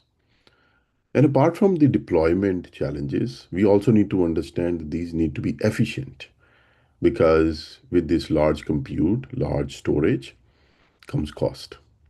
Most of the organizations, they have to think, they have to be very strategic. They have to build it on like all the kind of best practices to make sure that they are not going to kind of burn the bank, right? They don't want to burn the pockets. And most of the companies who want to do this, they want to do it scalable. It should be scalable, but they don't want to break the bank. So when it comes to deploying the model, some of the things like cost, scalability, latency becomes key for the customers to be successful. Now, let's go back and see where we were. If you looking at the slide, you go back to 1957. If you see numbers, you can think of the parameters. You might have heard a few things when we say this model has 70 billion parameters. This model has 1 billion parameters, which means that there are kind of 1 billion different knowledge bases or different techniques this model has been trained. So over the course of time, what we are seeing is that we have already reached 1.6 trillion parameters that the model has been trained on. What does that mean? It means that when you started, the model was merely a couple of KBs when it started. Now we are talking about GBs and GBs of data just for the hosting of the model and the size of the model. A 70 billion parameters can be close to 5 GB of storage. So you have to think about it. You think about the scale. Now you need a system that can, first of all, host a 4 GB or 5 GB model. To do the processing, then you need compute power. You need the memory, so you can swap in and swap out most of the queries. And then you need all the other ecosystem, which is security, responsible AI, making sure who has access to it. So what I am trying to say here is just the size of the model and the way it is hosted, there are a lot of different challenges that comes with it. Let's quickly run through some of the challenges that you might run into. First and foremost, we are going to touch on some of the technical challenges. When it comes to the technical challenges, it is about the memory and the storage. You need a system that has a very efficient and fast memory that can interact with the model. Then is the inference. Think of inference of you are interacting with the model. It has to infer that, right? And it has to understand it. After understanding, it has to reply you back, right? So the inference capacity, how you're going to deploy, how you're going to keep it live, that can be very expensive too. You have to think of how your inference latency. So for example, you might all be using some sort of generative AI applications in today's world. You send it a query, you cannot wait for 5, 10 seconds or like a minute. But you also have to understand that those models don't run on your local devices. You are just interacting with them. And how do you interact with them? You just interact with them in like plain English. So that it needs to understand, it needs to go through different hops, it needs to go through, traverse through the neural network, and then answer you, right? Last but not the least, model weight distribution. Think of model weight distribution in terms of the parameters, in terms of what knowledge domain, where it lives, and how it is. From the technical aspect, then we go to the operational aspect of it. Now, when you think of operational aspect, cost management, right? If you are having a container which is hosting a model and you have the bump in the traffic, you need to scale up, you need to scale down. To just to give you an example, maybe probably like 9 to 5 when it is the office hours, maybe the traffic is more. After 5, the traffic is less. So you need to scale up, you need to scale down. But you need a very efficient model because these costs can go up really, really quickly. Then the infrastructure complexity. As you heard about size, scale, memory, compute, you need a very efficient system that can efficiently manage the infrastructure complexity. What does that mean? Infrastructure has to go up, infrastructure has to go down. To give you into like a layman word, let's take an example of a website. Now it is kind of a Diwali season, right, in India. So, for example, all the websites, they will have a lot more traffic. But after the Diwali season is done, they might not need that much amount of compute. So you need a system that can scale up or scale down based on the demand, right? And then like performance monitoring. We all understand that generative AI, though it has improved the efficiency, but some of the businesses and some of the customers are concerned about responsible AI. Some of them are concerned about the hallucinations that can happen. That means that you need to cover all the aspects of performance monitoring. Now we are almost entering into the agentic AI world, which means that we have like these intelligent, like agentic AI agents that can work on extracting the information. There can be millions of these like agents or millions of containers. Those are going up. So we need to make sure we have the observability, security, logs, right? And how to read the logs. There should be some sort of notifications coming to you if like an agent or a model has gone rogue. These are the concerns which are real life concern. So I want to make sure that operationally all of these aspects are covered. Last is the business. There was a recent article from one of the institute, like it was the MIT Institute, which said 95% of the Gen AI use cases have not yielded into outcome or result into production. What does that mean? It means that before like investing into the models or deploy them, business need to be very clear. What is the time to value? what is the ROI, how to optimize it, how to make sure that the expenditure is less than what they're going to get out of it. Apart from that, resource allocation decisions. In a company, around 4 to 5% is the expense on the infrastructure or your ITs, like the IT infrastructure spend. Nobody has unlimited budget. In today's world, everybody wants to make sure that they are able to maximize the profit and lower the cost. So they want to make sure that the resources, those are allocated, those are done right. Just to recap, these are some of the common deployment challenges that we have seen from different customers who want to deploy the models or who wants to use generative AI technologies. Though we heard of these are the deployment challenges, but like eventually somebody has to work on it to deploy it, right? When we go back to the when we actually go back to the developers and we ask them, or we go back to the executives and we ask them, what are you looking for when it comes to deploying the models? What are you looking for when it comes to running the business in today's generative AI world?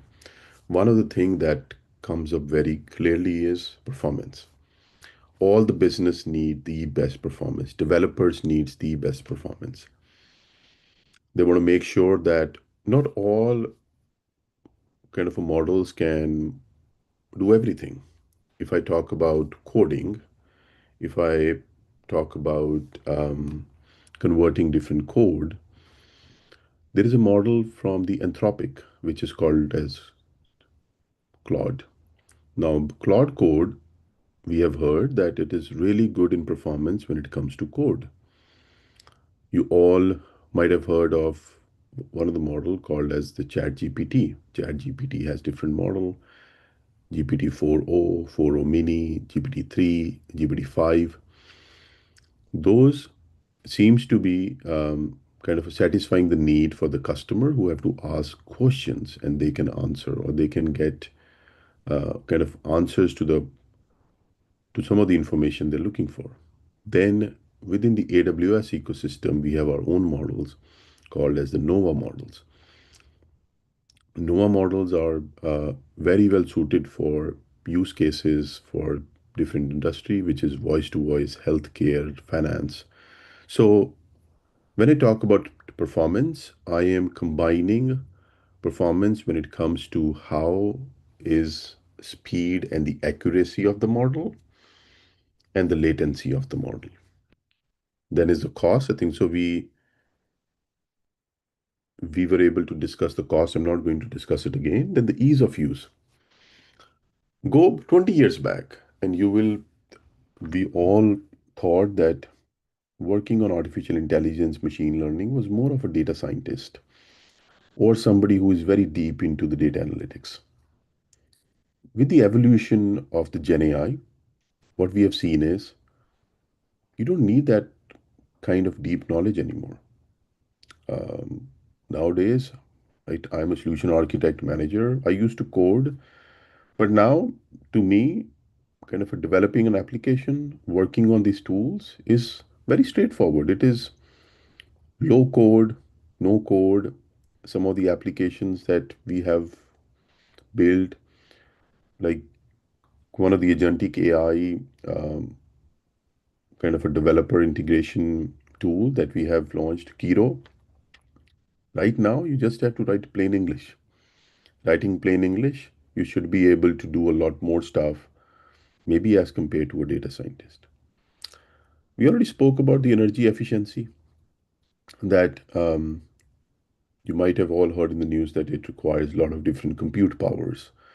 Data centers are being opened. A lot of investment is happening. I read the news all the time. A lot of investment, a lot of big like hyperscaler like Amazon or Microsoft or Google. They have been investing a lot in building the data center. So we need to make sure that we are able to preserve the environment. We are building something which is energy efficient. But when it comes to developers, they want to make sure that they are not using very heavy machines, and they should be able to test it locally sometime. Last is the availability. Businesses cannot afford downtime, and the developers cannot afford if they don't have access to certain models. So they want like platform, they want like a hyperscaler where the availability of right tools is readily available to them, so they don't have to struggle where to go and where to find those resources. Just doing a recap, I gave you a lens of a developer, but you can also think of from any business executive, from from the academia side, like uh, like when you think of DAV, like like when you think of the DAV Institute, think of the faculty, think of the students if they need to learn. They would also ask for very similar dimension that we need like the ease of use. College would love to save the cost, so they need a platform where they can save the cost as well. They would love to have the availability. So these all, if you have to think of it, some of these will convert into if you have to apply the same things in your environment. So with this, we almost reach a point where I was able to give you some of the fundamentals of like what are the LLMs, deployment of the LLMs, challenges, and what are the developers looking for. Now, when we have the knowledge, like the base knowledge, we can move forward on to understanding how do we actually do it, right? What are different model deployment options which are available, and what are the capabilities? Um, just a note here, I come from like the Amazon Web Services, so my scope of the presentation will focus on the Amazon Web Services capabilities. And these like three options which you see on the screen, these are kind of not the only option. There are a lot more options, but for the sake of this presentation and to keep it together, I thought bringing these three like option to all of you will be kind of a beneficial. So we're going to discuss our service, which is called as the Amazon SageMaker. We're going to discuss how it can help us or help you deploy the models using the managed infrastructure. When I use the word infrastructure, think of cloud, think of compute, database, memory, network at the same time.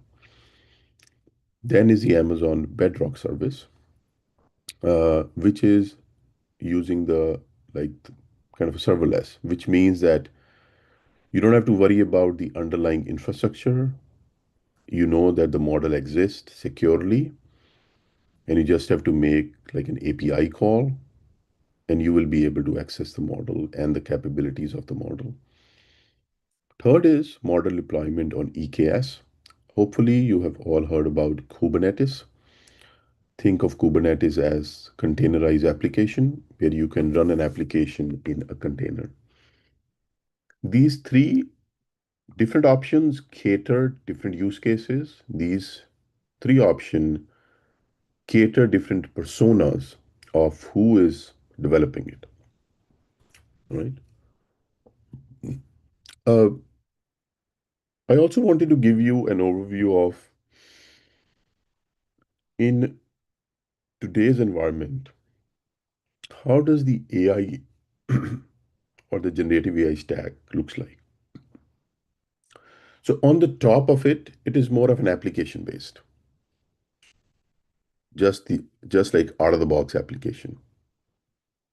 You want to build a chatbot, you don't have to worry about deploying the model. You have to get insights from the data. You don't have to worry about which model to use, what's infrastructure. You and your customers or you or your students can only focus on the outcomes of what you want to achieve. So you don't have to worry about which model. we as kind of a cloud company, we have kind of figured out what's the best model. You are only concerned about the right outcome. You have no concern about the scale. You pay a fixed price and that's it. So some of the services that you see on the top, Kiro, Amazon Q, Transform, Connect, these are being used out of the box. The second layer, which you see, is the Amazon Bedrock. You just heard from me when you talk about Amazon Bedrock, it's more of a serverless where you only think of how to kind of build applications, how to use the model, but you don't worry about how to deploy or how to scale or how to worry about the other aspects of.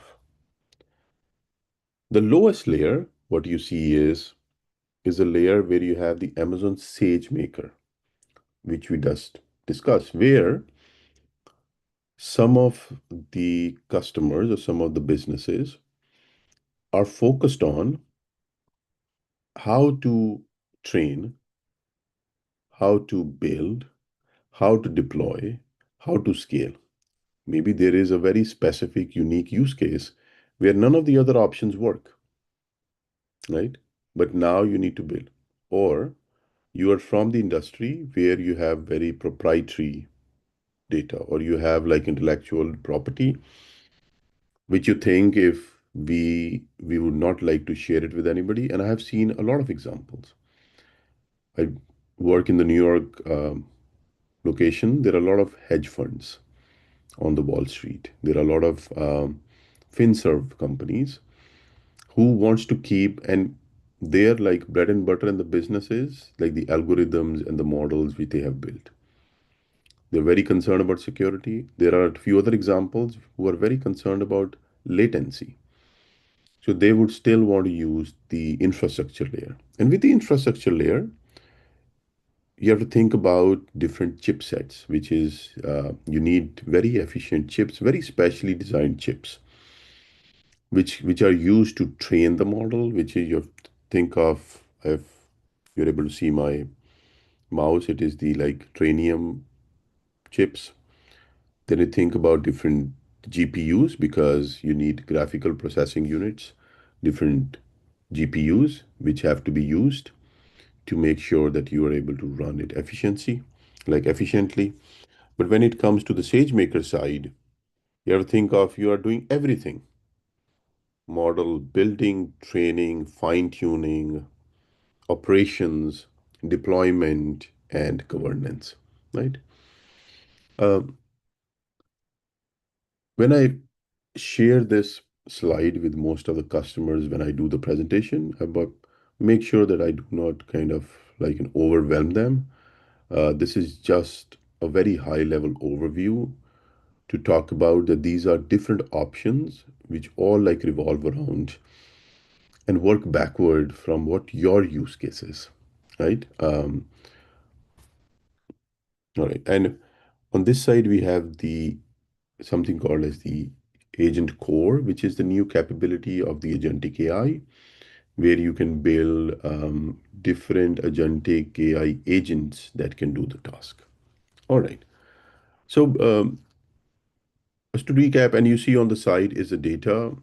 We always say for any kind of model or any use case, the base is the data. If you don't have a strong data foundation, think of that you will not be able to build most efficient application.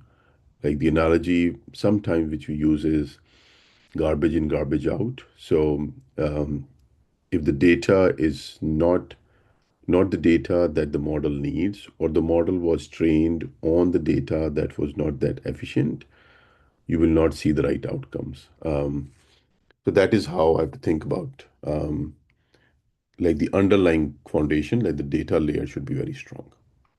All right. So I kind of gave you a little bit of an overview. Now let's go a little bit kind of a dive deep into the Amazon SageMaker. So we heard, I gave you the overview that Amazon SageMaker is a managed service that accelerate every stage of the ML lifecycle. The ML lifecycle usually start at the build stage.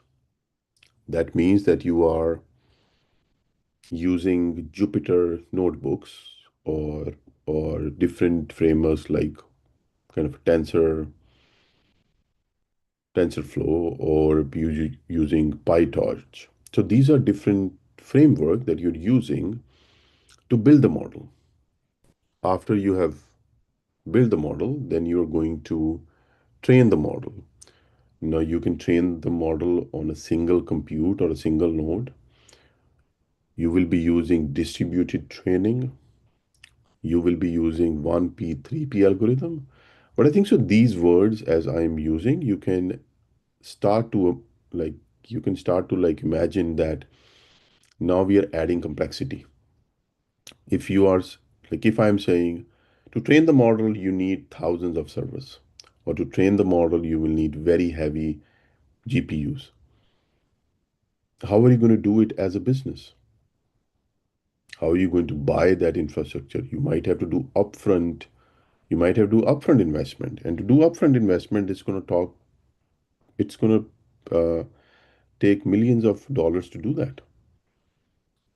So how do you make sure that you are like, remember what I said, you have to be very cost efficient, but you cannot compromise on the quality. If your business is going to use it, your customers are going to use it, you need to make sure that the training has been done really, really accurately, very extensive.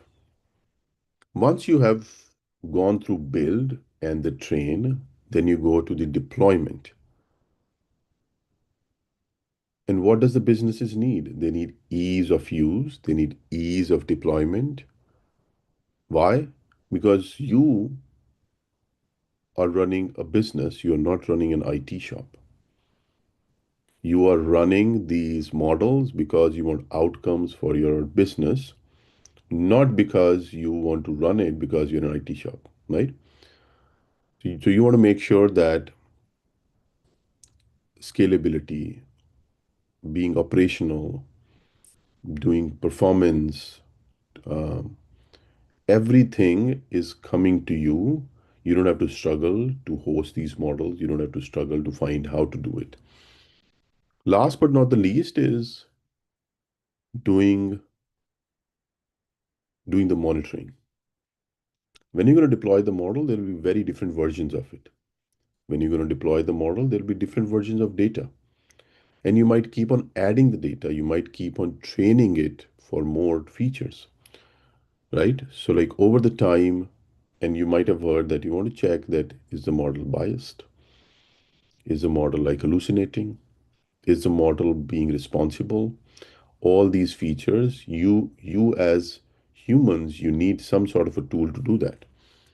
So because we are focusing on deploying the models, let's go back. You need best price performance when it comes to deploying a model. Uh, this is a like more kind of granular way to think of it. SageMaker can help you to deploy the models. Then we have something called within SageMaker, we have SageMaker Studio that can help you do a studio, like a really good user interface that can help you do all of these tasks. Real-time inference, doing batch inference, doing multi-model endpoints, container endpoints, building pipelines. You know how you have the development CI/CD pipeline where a developer writes a code, but now that code has to be deployed in production. You have to build a pipeline.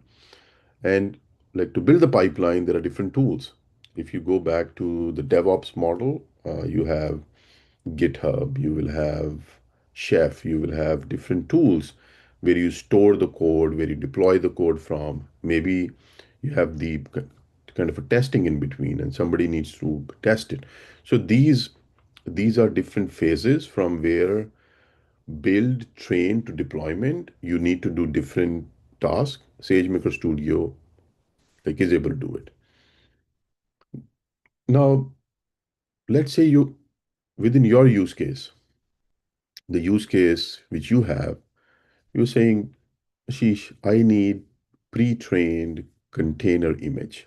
Um, just to give you like a 30-second of container, think of container as like one of the binary which can run, which has all their dependencies, which has all the libraries, which has all the configuration, and it comes as like one object where you can deploy it at different places, and it will run consistently if you are able to give it right compute and right kind of a memory. So some of the container images like TensorFlow, PyTorch, right? These are already kind of available for you to use when you use SageMaker. Uh, like at the bottom, you have a very core infrastructure layer. For your use case, you know how much CPU, GPU, memory capacity. You did a lot of different iteration to train, to build, to deploy. You have come to a point where you understand the need for your model because you understand you should be able to do that. You should be able to configure it. So this, you might be kind of getting the idea that this is a bit complex because now you are not just training the model, you're developing the pipelines, and you're also configuring the infrastructure layer, right?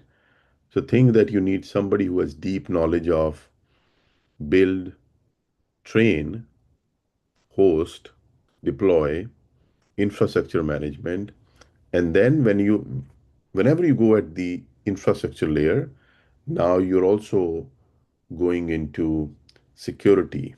You're also going into make sure you have right guardrails. Okay. Um, this is the another way that you need to look into it. At the bottom, we saw that we have the infrastructure layer, which means, and it's also saying that let's say you have to do like the offline batch inference that you're not doing real time, which means let's take example of ChatGPT that you ask a question, you receive a reply. That's more of real time. Let's say you are in a financial domain and you need to check credit or you need to check some stocks or you need to build some analysis and you get GBs and GBs of data and but you will run those into like batch inference. You're not doing it real time, right? The next layer is near real time that you have containerization. You have a single container or you have multiple containers, but those containers are scaled up or scaled down or started or stopped based on the request received. So you send a request, it spins up the container and it processes the request and sends you the response back, which means that it is near real time. That can be done in SageMaker. These are all, if you think of, you're looking at single container or a multi-container, think of like some sort of a model is running in them. Then is a real time, which is you send a request, you receive the response just like immediately. That means that SageMaker has the capability to host the model, do everything which is needed to secure, but it has that one URL that you can hit and receive the response, right? Um, Again, I just wanted to keep it at a level where it is consumable. Um, kind of think of it that this is the knowledge which was at 100, level. There are a lot of different concepts when it comes to SageMaker, a lot of different complex concept. Now, You can do the hyperpod, you can do pods, you can do kind of distributed training, you can build the pipelines, you can store the image in a storage where you need to extract. So there are different concepts, but my role here is to at least give you like an option or to explain you the option. How does one of the option of model deployment works on AWS, which is using Amazon SageMaker AI. All right. From here, let's go to the next version of model deployment and model use. So in the last option, I gave you a lot about the infrastructure. I spoke a lot about building the pipeline, security, governance, containers. Let's say you are in an organization where you say, Ashish, we don't have the expertise, we don't have the skills, we don't have the resources, and I don't have the team. My team is very small. I only have 2 developers, but we want to do what these big organizations can do. And go back and remember what I said. Number one thing that most of the developers and the businesses need: ease of use and choice. So Amazon Bedrock is a service where we have already done we have done all the work behind the scenes for our customers. What does that mean? Number one is that you need a model. Rather than hosting or deploying the model, we have already deployed that, kept it securely somewhere, where you come in and you choose a model rather than deploying and going through all that. You choose a model. You can choose different models, but then you can say, Ashish, will this work for my use case? I have a use case which is very specific to healthcare. Then you can do the model, like you can do the evaluation of the models. Then you can come to me and say, Ashish, I've already trained a model on SageMaker. Can I use that model? Or we have already built, or we were already working on it. Now we have the model ready. We did the training and monitoring of it on SageMaker. We want to bring that model. All right. We kind of forgot you. You can import your own model. And at the end, you can say, yes,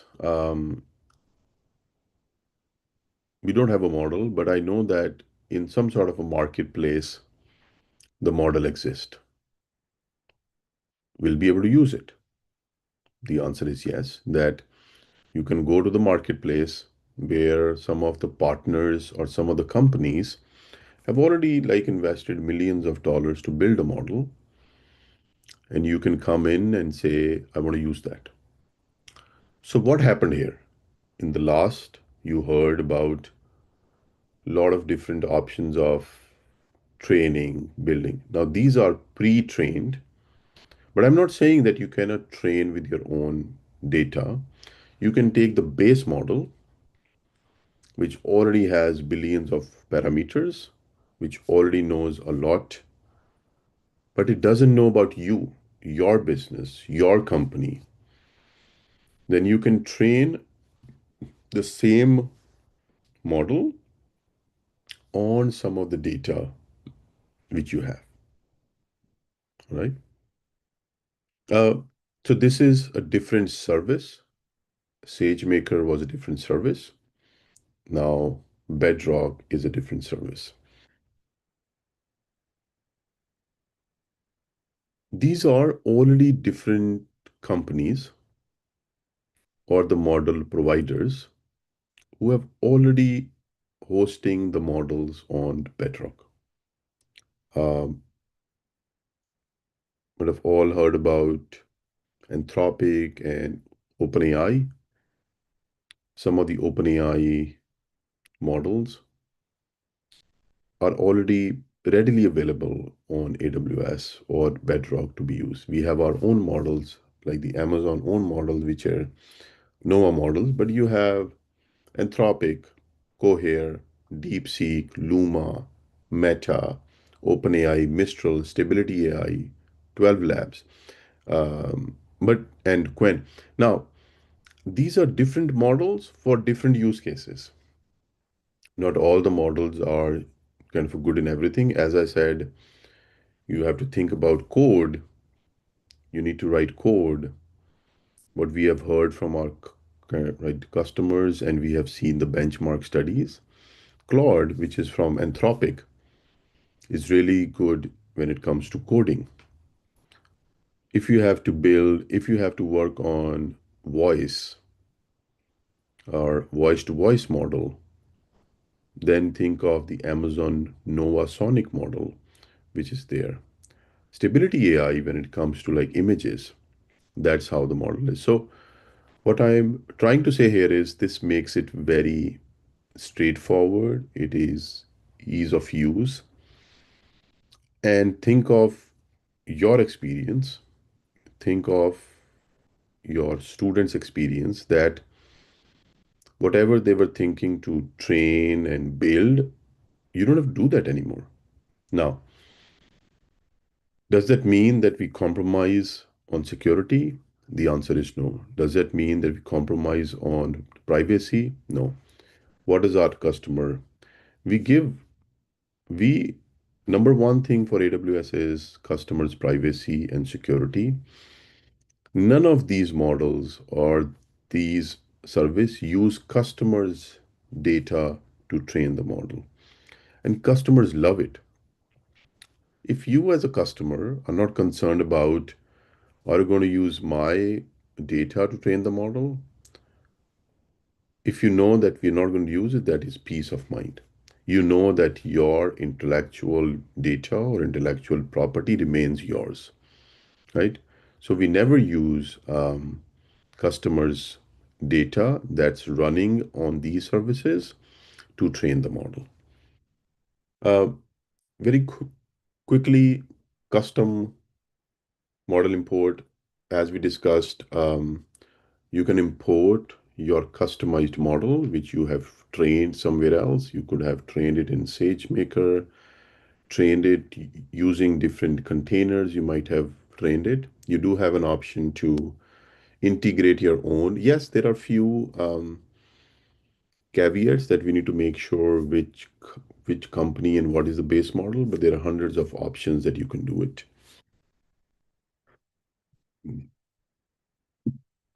These are already in the Bedrock marketplace.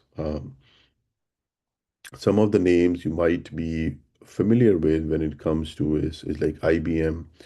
Then we have the NVIDIA, Mistral, Hugging Face, Snowflake. These are very well-known like industry names, Databricks.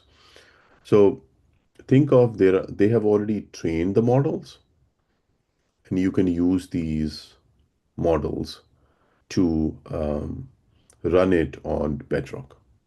All right, just to recap before we go to the next, you heard from me about Amazon Bedrock. Bedrock is a serverless service where you don't have to worry about underlying infrastructure to deploy or to use a model.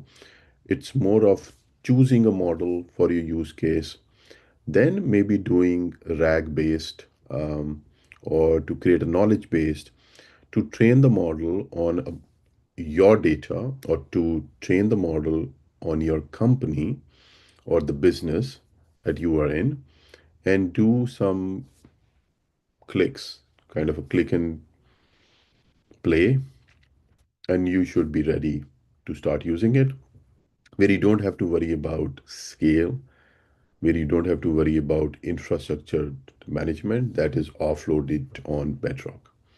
And there is also a latest release which is called as the Agent Core. Agent Core is used to build the agentic AI. You can use a lot of different frameworks to build that and run it on Agent Core. All right. Now we're going to the last option, which we discussed, is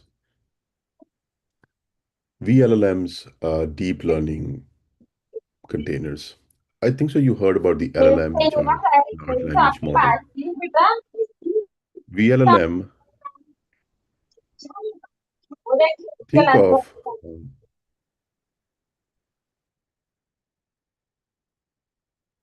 sorry, let's see if I can mute somebody who's speaking. All right. Think of that you need an LLM model which is a very specific use case, but which is pre-configured with optimized libraries, drivers, performance tuned.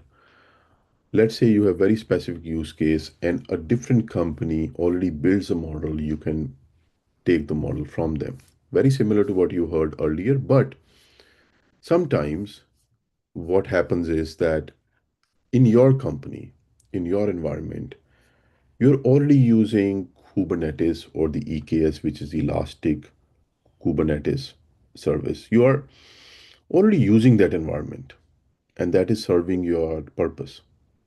You say, Ashish, we are not going to change the service because we are like very efficient using the service. And our use case, we want to run our own model and we want to make sure that we are able to run it as per our configurations. You are very sure what you're doing, very sure that you want to run it on your. Uh, so, what are some of the? Um, why do you want to run that? You know that you know how to manage resources. You have improved resource utilization techniques. You know how to use it, right? Um, your org standardization, the way your org operates is, let's say your org decided we want to stay open source, right? Kubernetes is open source, which means that we can go from one cloud to another and we don't have to worry about it. That's my org standard. Or my team is already upskilled and they have the skills on doing and managing um, it on Kubernetes. We don't want to change that. And whatever you do is an open source community. Some of the customers are concerned that they don't want to lock themselves in a technology or a service, and they choose that they want to stay open source, right? So, like the open source is that you can run it here, and whoever supports that open source service or concept or framework anywhere else, you can next day you decide, hey, I don't want to run on AWS.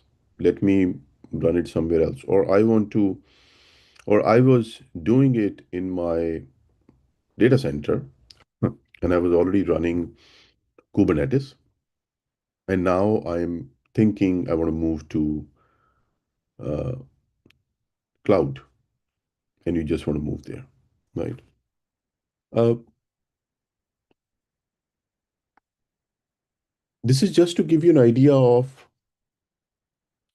why sometimes you want to do it. Because you think of the model, you look towards, like you look down, you will see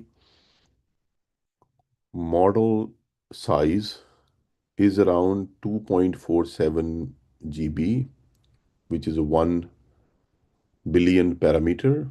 But now the model size almost became couple of GBs. You have four different models which have 70 billion parameters, and all of a sudden you go from a GB or 2 GB or 3 GB to 12 GB, right? You have to think of that all of a sudden the model size increases so much, it's like 5 times that you need, but you have the skills, you know what you're doing, you are very kind of like proficient in using EKS and you can run it very cost effectively. You choose you want to stay there. And for us, for any company like like who are the hyperscaler, our kind of a mission is to work backward from customer need and the business need. We are responsible to give you the tools so you are successful in your business. So we looked at this need. So we looked at, all right, so we built another service called as Carpenter. When we looked at Carpenter, when we kind of built it, we saw the need that customers, if they still want to use EKS, they still don't want to go into kind of managing the infrastructure. How can we make their life easy if they want to deploy a model? So we built a service called as Carpenter, which took away a lot of the heavy lifting. When I use the word like the heavy lifting, which means go to the old days and you have to kind of set up a server. You have to do rackings, stacking, networking, power, all these redundant, and you have to make it up. And then comes, once you deploy it, you have to make sure that you are able to scale based on the business. So for example, if you do Google search has millions and billions of containers that helps us to do search, which means that they are scaling up, scaling down, and they want to make sure that the cost is also right.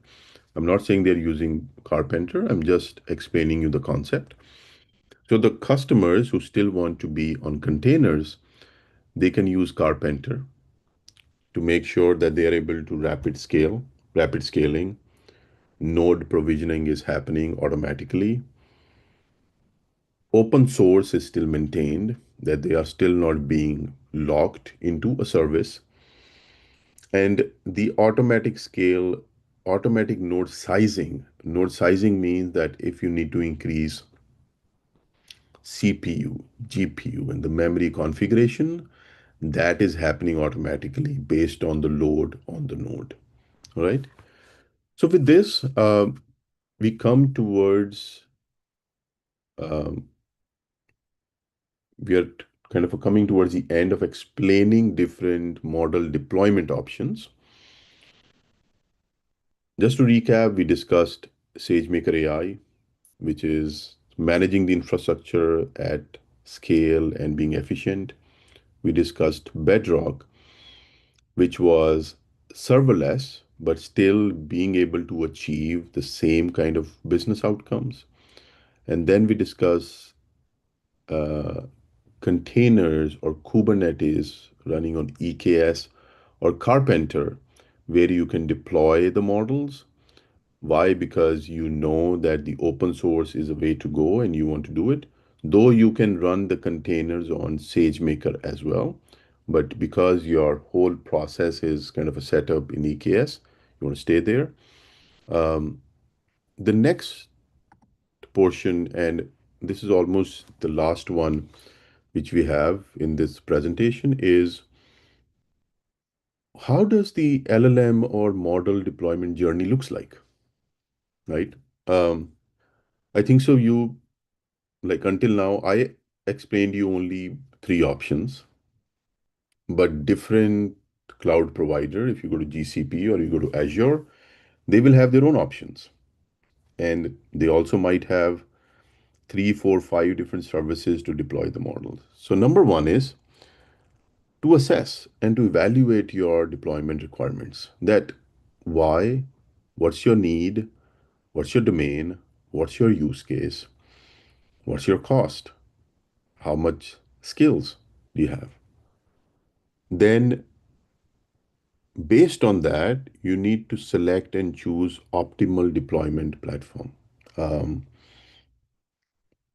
Optimal deployment platform, like the analogy which I use right now is with my customers and the team is sometimes think of a kid walking into a kind of a toy store or candy store. You want everything, but um, that is not the case with like the businesses. Businesses want the best service that works for their use case. So choosing the optimal deployment platform becomes crucial for your success. If you are going to do whiteboarding, architecture reviews, and sit with the team. You don't want to invest the time 6 months, 1 year down the lane. So you have to choose your platform wisely to make sure that you are not going into the whiteboard sessions in the future. Then is the implementation. If you run on AWS or you run on any other cloud, you need to make sure that you are working on best practices. Every cloud provider, every service, the way you kind of tune it, memory, infrastructure, compute, you choose a database, right database, kind of containerization, not containerization. You need to learn the best practices of that particular cloud and the service. Then we move on to optimize. I think so. It should be very clear until now that this can become expensive very quickly. And not all businesses, not all institutions can afford it. So you want to make sure that fine tuning for performance and cost is crucial for your business or your use case to be successful. Last but not the least is scale. Um, you're not, again, you're not doing this because you like models or you want to run this because you don't have anything else to do. You are doing this because business needs it. You're doing it because business need to grow. I am specifically in small and medium businesses organization at AWS, and I know that small uh, like businesses, they compete with large businesses, and their differentiator is adopting new services quickly. They are always at the edge of adopting new technology because they are competing with big players. And most of the big players, they want to make sure that they are in the forefront of doing new things. So, but, or think of a business, they are right now, they might be running in like these South Asia or like the Indian territories, but now they want to grow into US or they want to grow into Europe. They're not going to kind of buy the infrastructure there. They are just going to go into the cloud and they're going to choose a different region into it, right? So this was to give you like an overview of how the deployment journey typically looks like. But each and every of these pillars have different services, different complexities underneath it. Um, all right. We usually always have some of the next steps. When I do presentation anywhere, I want to make sure that I leave you with some of the next steps. There are a lot of different hands-on workshops which are available for free to our customers, to all of you. And when I say workshops, some of the workshops also come with giving you an AWS account to be used so you don't have to spend, right? I can share some of the links. Um, you should go and read more about AWS services and capabilities. What I am trying to say here is that um, with the evolution of Gen AI and the pace of like innovation has we haven't seen that. I always talk to my team and our customers that this is a very exciting time to be alive. What does that mean? We all have seen different revolutions, phone, fax, internet, crypto, um, and now generative AI. I firmly believe that this is going to touch, or this has already touched all the professions, and some of the jobs are going to drastically change because of the result of this. Some of the jobs might not exist, or some of the jobs which do not exist now will be kind of created. And I'm like already seeing that. Uh, Last is experiment with AWS free tier. If you haven't heard of that, sign up for an AWS account.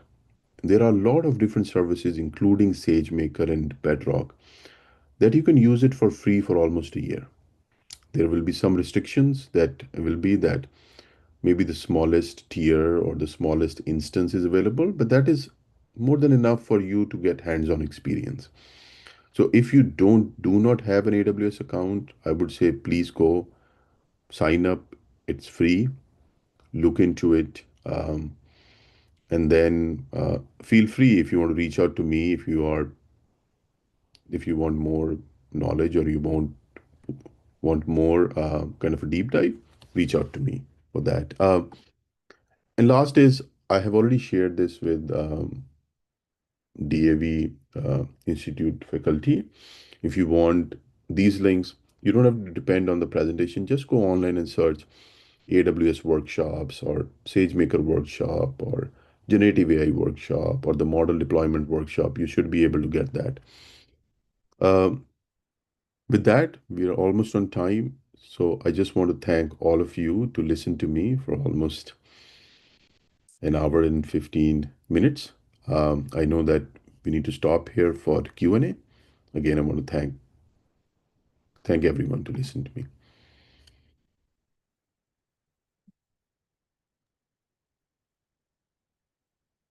Thank you so much, sir, for your valuable insights on such a dynamic and important topic, especially in the context of AI model on cloud platform. Sir, your inspiring talk has truly enriched our understanding of how artificial intelligence can drive India's mission towards a global competitive future. Thank you, sir, for sharing your expertise with us. Now, I'm very humbled. Yeah. now we have a question and answer session. If any of the participant has any type of query, please raise your hand so that we can unmute you.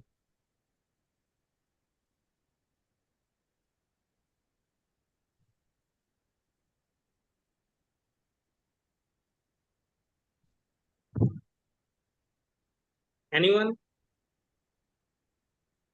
No questions means I So have done till fantastic then, job. I have one query in my mind. So Sure. how does AWS ensure cost optimization while maintaining high performance when deploying large AI models like LLM? Right. So how to ensure that the short answer is we have just built a service for that. So you don't have to worry. So like Bedrock, serverless services, right? When you think about the cost, I just want to mention that cost is not just for running, right? Cost also comprise of, we use a word called as TCO, total cost of the ownership, which means that if you have to do it yourself, first of all, you have to invest in the hardware, number one. Then you have to invest in location, number two.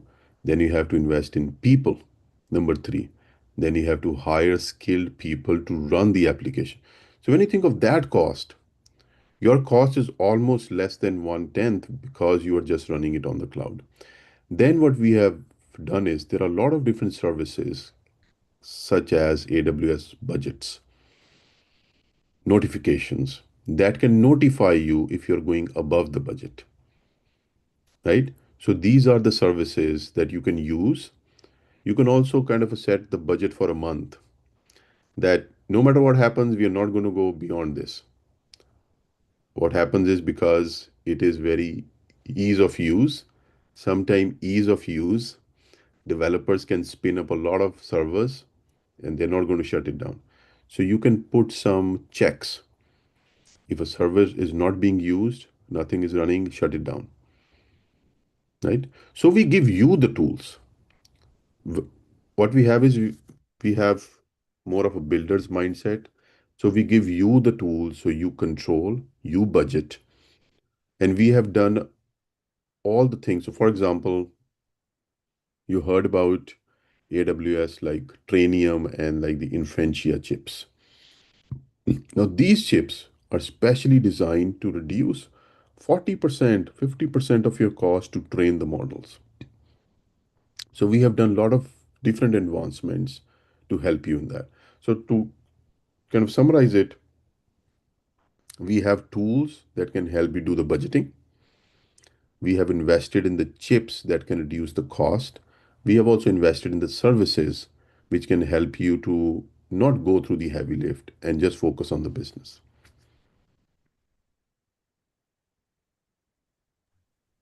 Anyone else?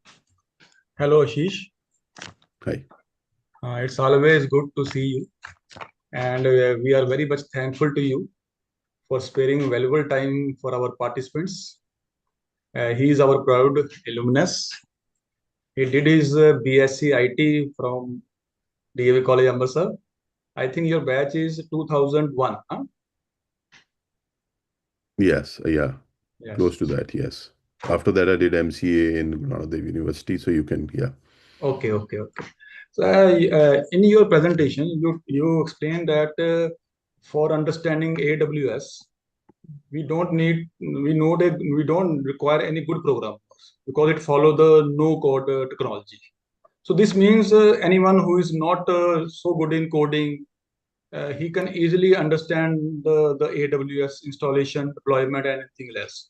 So why I'm asking this question, because there are some students in our college who are not good in coding, not good in programming. So is it true that this cloud computing is a better option for those students? The short answer is yes, but let me clarify. Vikram sir, I've learned a lot from you. I'm here because of the knowledge that I was able to gain in DAV College. I want to be very sure I speak about that. The base was built while I was a student, and I've never missed C, C++, Java, and the data structure. So I just want to say that is the foundation if you want to be successful in life. So kind of a thank you very much to DAV faculty to doing and to kind of honing the skills in the students. You kind of touched upon cloud computing. Cloud computing is a very kind of a broad domain. Yes, in terms of coding in this kind of generative AI world, think of just plain English has become coding language rather than learning Java or Python. Yes, you need just kind of a basic understanding, but right now, where we are, you can write complete application with one line of English. So we have moved to a world where I can say, build a chat bot, go to this website, scrape all the data, and build a chatbot. And what you're doing is yes and no. That is also possible. So what I am trying to say is get at least fundamental knowledge of generative AI, Gen AI, and foundation models, and then use some of the tools which are very low code.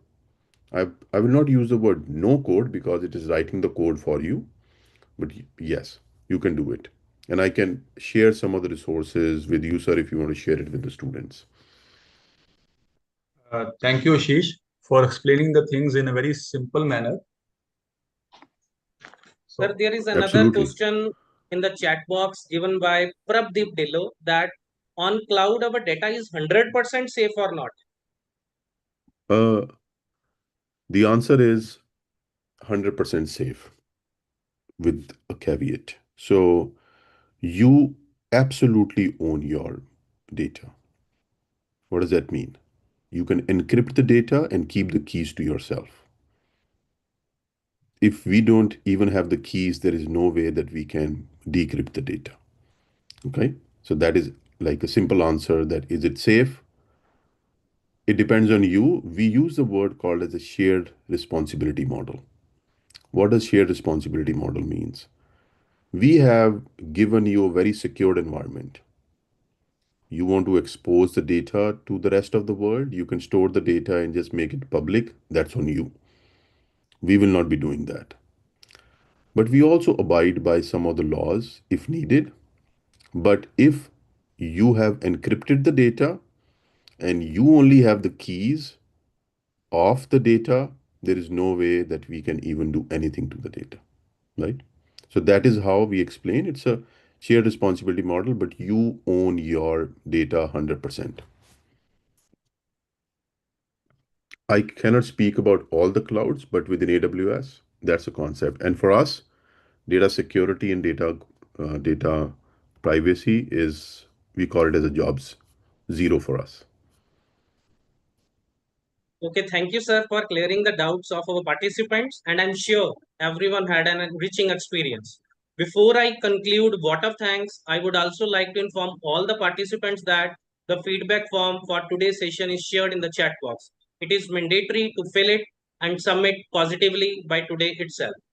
Sir, it is indeed an honor and privilege to propose the vote of thanks on behalf of all the participants and organizers of today's enlightening session.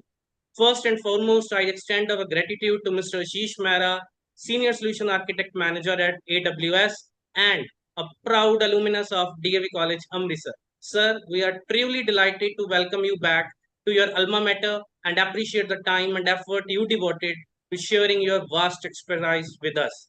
You talk on deploying AI models on cloud, provided invaluable insights into the real world deployment of AI and LLM using AWS technology. Sir, the way you explained complex concepts such as scalability, inference latency, and cost optimization and connecting them with the tools are really inspiring. Your session not only enhance our technical understanding, but also motivate us to explore the endless possibilities of AI integration with cloud computing. We are grateful for your clear guidance and your real world perspective and the inspiration you have provided both to the faculty members. It was truly a moment of pride to see one of our alumni leading in such a globally reputed organization and giving back thorough knowledge and mentorship. I would also like to extend sincere thanks to the faculty members, organizing committee, and technical team for their support in making this event a grand success. And of course, heartfelt appreciation goes to our attentive participants for their active participation and curiosity throughout the session. Once again, thank you, Mr. Mehra, for exceptionally insightful and motivation session. Sir, we look forward to welcome you again in the future for many more such inspiring interactions. Thank you all and have a wonderful day ahead. Sunny, Thank you. Thank you very much. I want to thank all of you. Minute.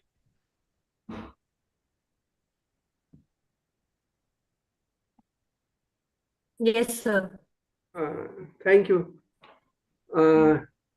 Being the coordinator of this FDP, today marks the successful completion of 3 days of our FDP, which is a significant milestone as we move into the remaining half of 3 days with renewed energy and curiosity.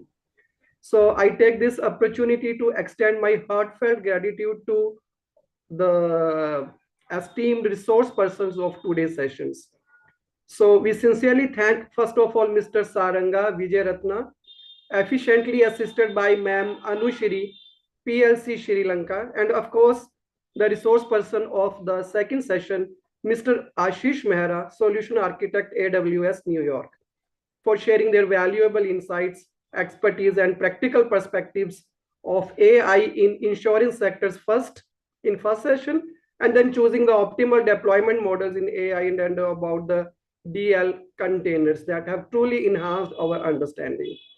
Both the sessions, I could say that they were very incredibly informative, capitative, and thought-provoking. So, of course, my thanks also to the rapporteurs of the day, Associate Professor Kapil Goyal for the first session of the day, and Sunny Thukral, of course, the current session. And the technical support team, which is ably led by Professor Nidhi Kaushal, for ensuring the smooth execution of today's sessions. And of course, last but not the least, we thank all our participants for their enthusiastic engagements and continued participations. And we look forward to your presence and active involvement in upcoming sessions of this FDP. So before we leave, actually, I want to make one announcement that though we are sharing the link of the feedback form in the chat box, but that is not the solely criteria of your attendance. We also make it a point to take the screenshots of the participants list during the sessions to ensure the proper record and marking of the attendance. Same way, we have 2 sessions for the day 4. First session is on Beyond Automation, AI as the new growth engine for modern business. And this session will be engaged by Gaurav Anand, Associate Director, KPMG, Bengaluru. The second session will be about the AI in education, and it will be in the form of hands-on practice, and it will be engaged by Professor Dr. Pratik Bhatia from United States. So once again, thank you very much, sir. Thank you, Ji. Thank you all. Thanks a lot, Ashish.